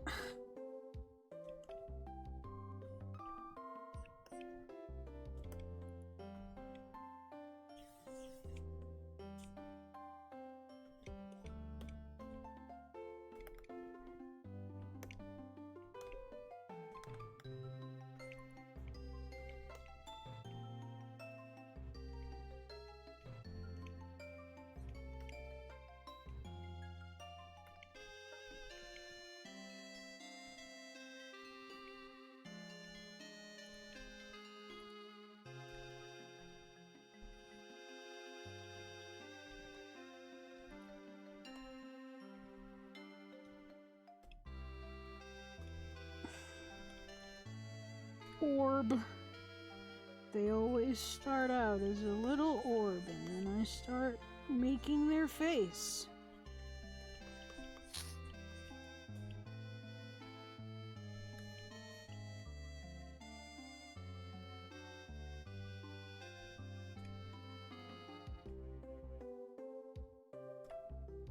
Thank you.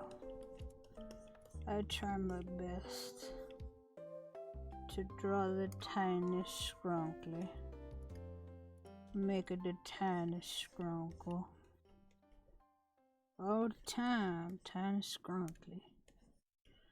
Teeny tiny little baby all the time. Little itty bitty scrunkly man.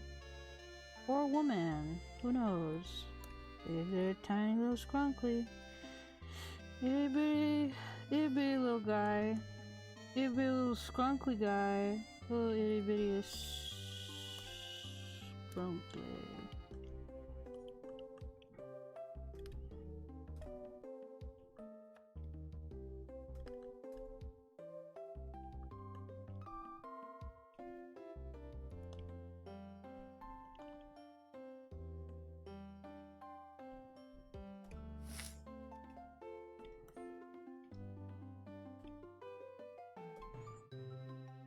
I'm getting tired.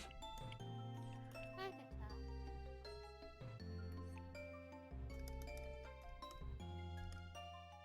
Why don't you stop streaming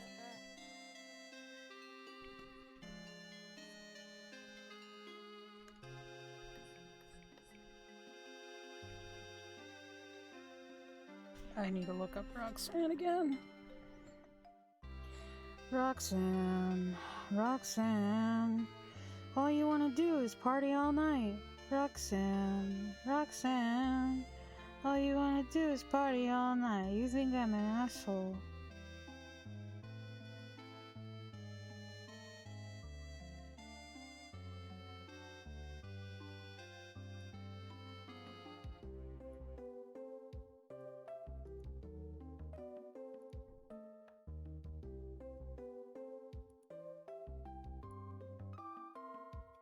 I was about to say, nobody needs to think I'm an asshole. I am an asshole.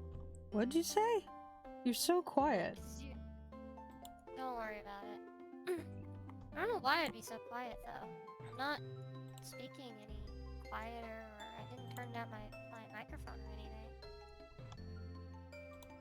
Let me just turn you up just a smidgen. Is it? There we go. Turn you That's up weird, just huh? a smash. Yeah, it's like I don't know why I would be quieter.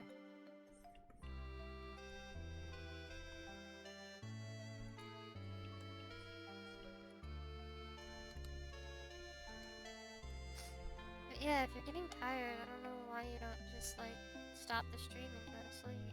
Well, I'm gonna Okay. finish this and then I'm gonna end the stream and go to bed.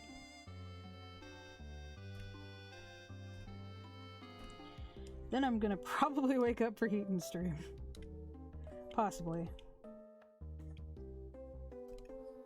What's Heaton doing today? I don't remember. I think she's either drawing or playing Martha's Dead.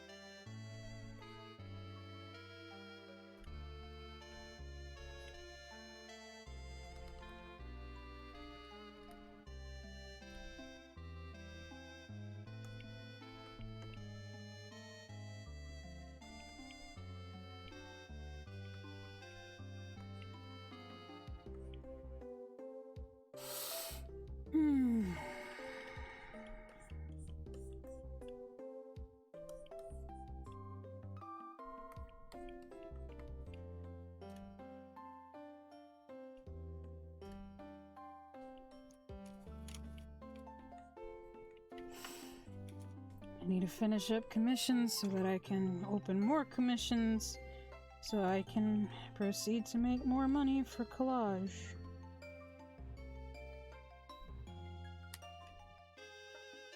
And now maybe I can make a little bit more money making security breach stickers.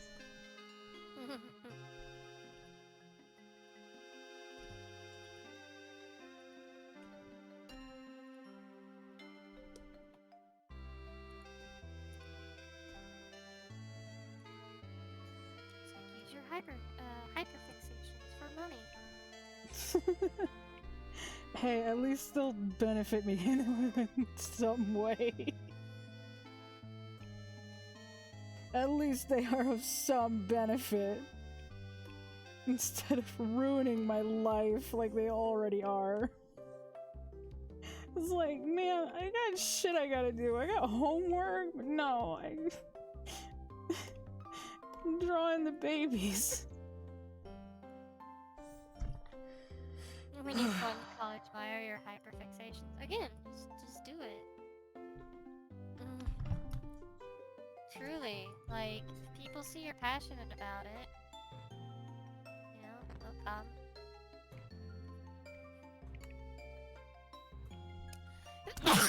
The audience will Bless you. arrive. FNAF stickers. I still need to draw the rest of the crew so that they can join Monty as being stickers. But here they are! I'll finish these up and then sell them over on my TeePublic if you guys want. The Monty one, by the way, there's a link down below for merch stuff. But over at my store, if you're interested, you can buy this sticker. If it will open. There we go. You can buy these Monty stickers that I made over at TeePublic. There's a link below. If you scroll down where all the little things are alongside the donation tab, you'll find merch store. You can also buy the I'm a fucking battle cow t-shirt. Based on the Fire Emblem streams. Did I ever show you that, Susie? No, you did not. I made a shirt called I'm a fucking battle cow. based on the stream. Oh my god, I gotta make a fucking shirt that says I eat bear on command. Anyway, oh, I didn't mean to do that. Anyway, here are the little scrunklies. I'm gonna make little stickers of them that you can buy over at my TeePublic. Yay! I will see you all later. This was really fun and chill. Bye-bye!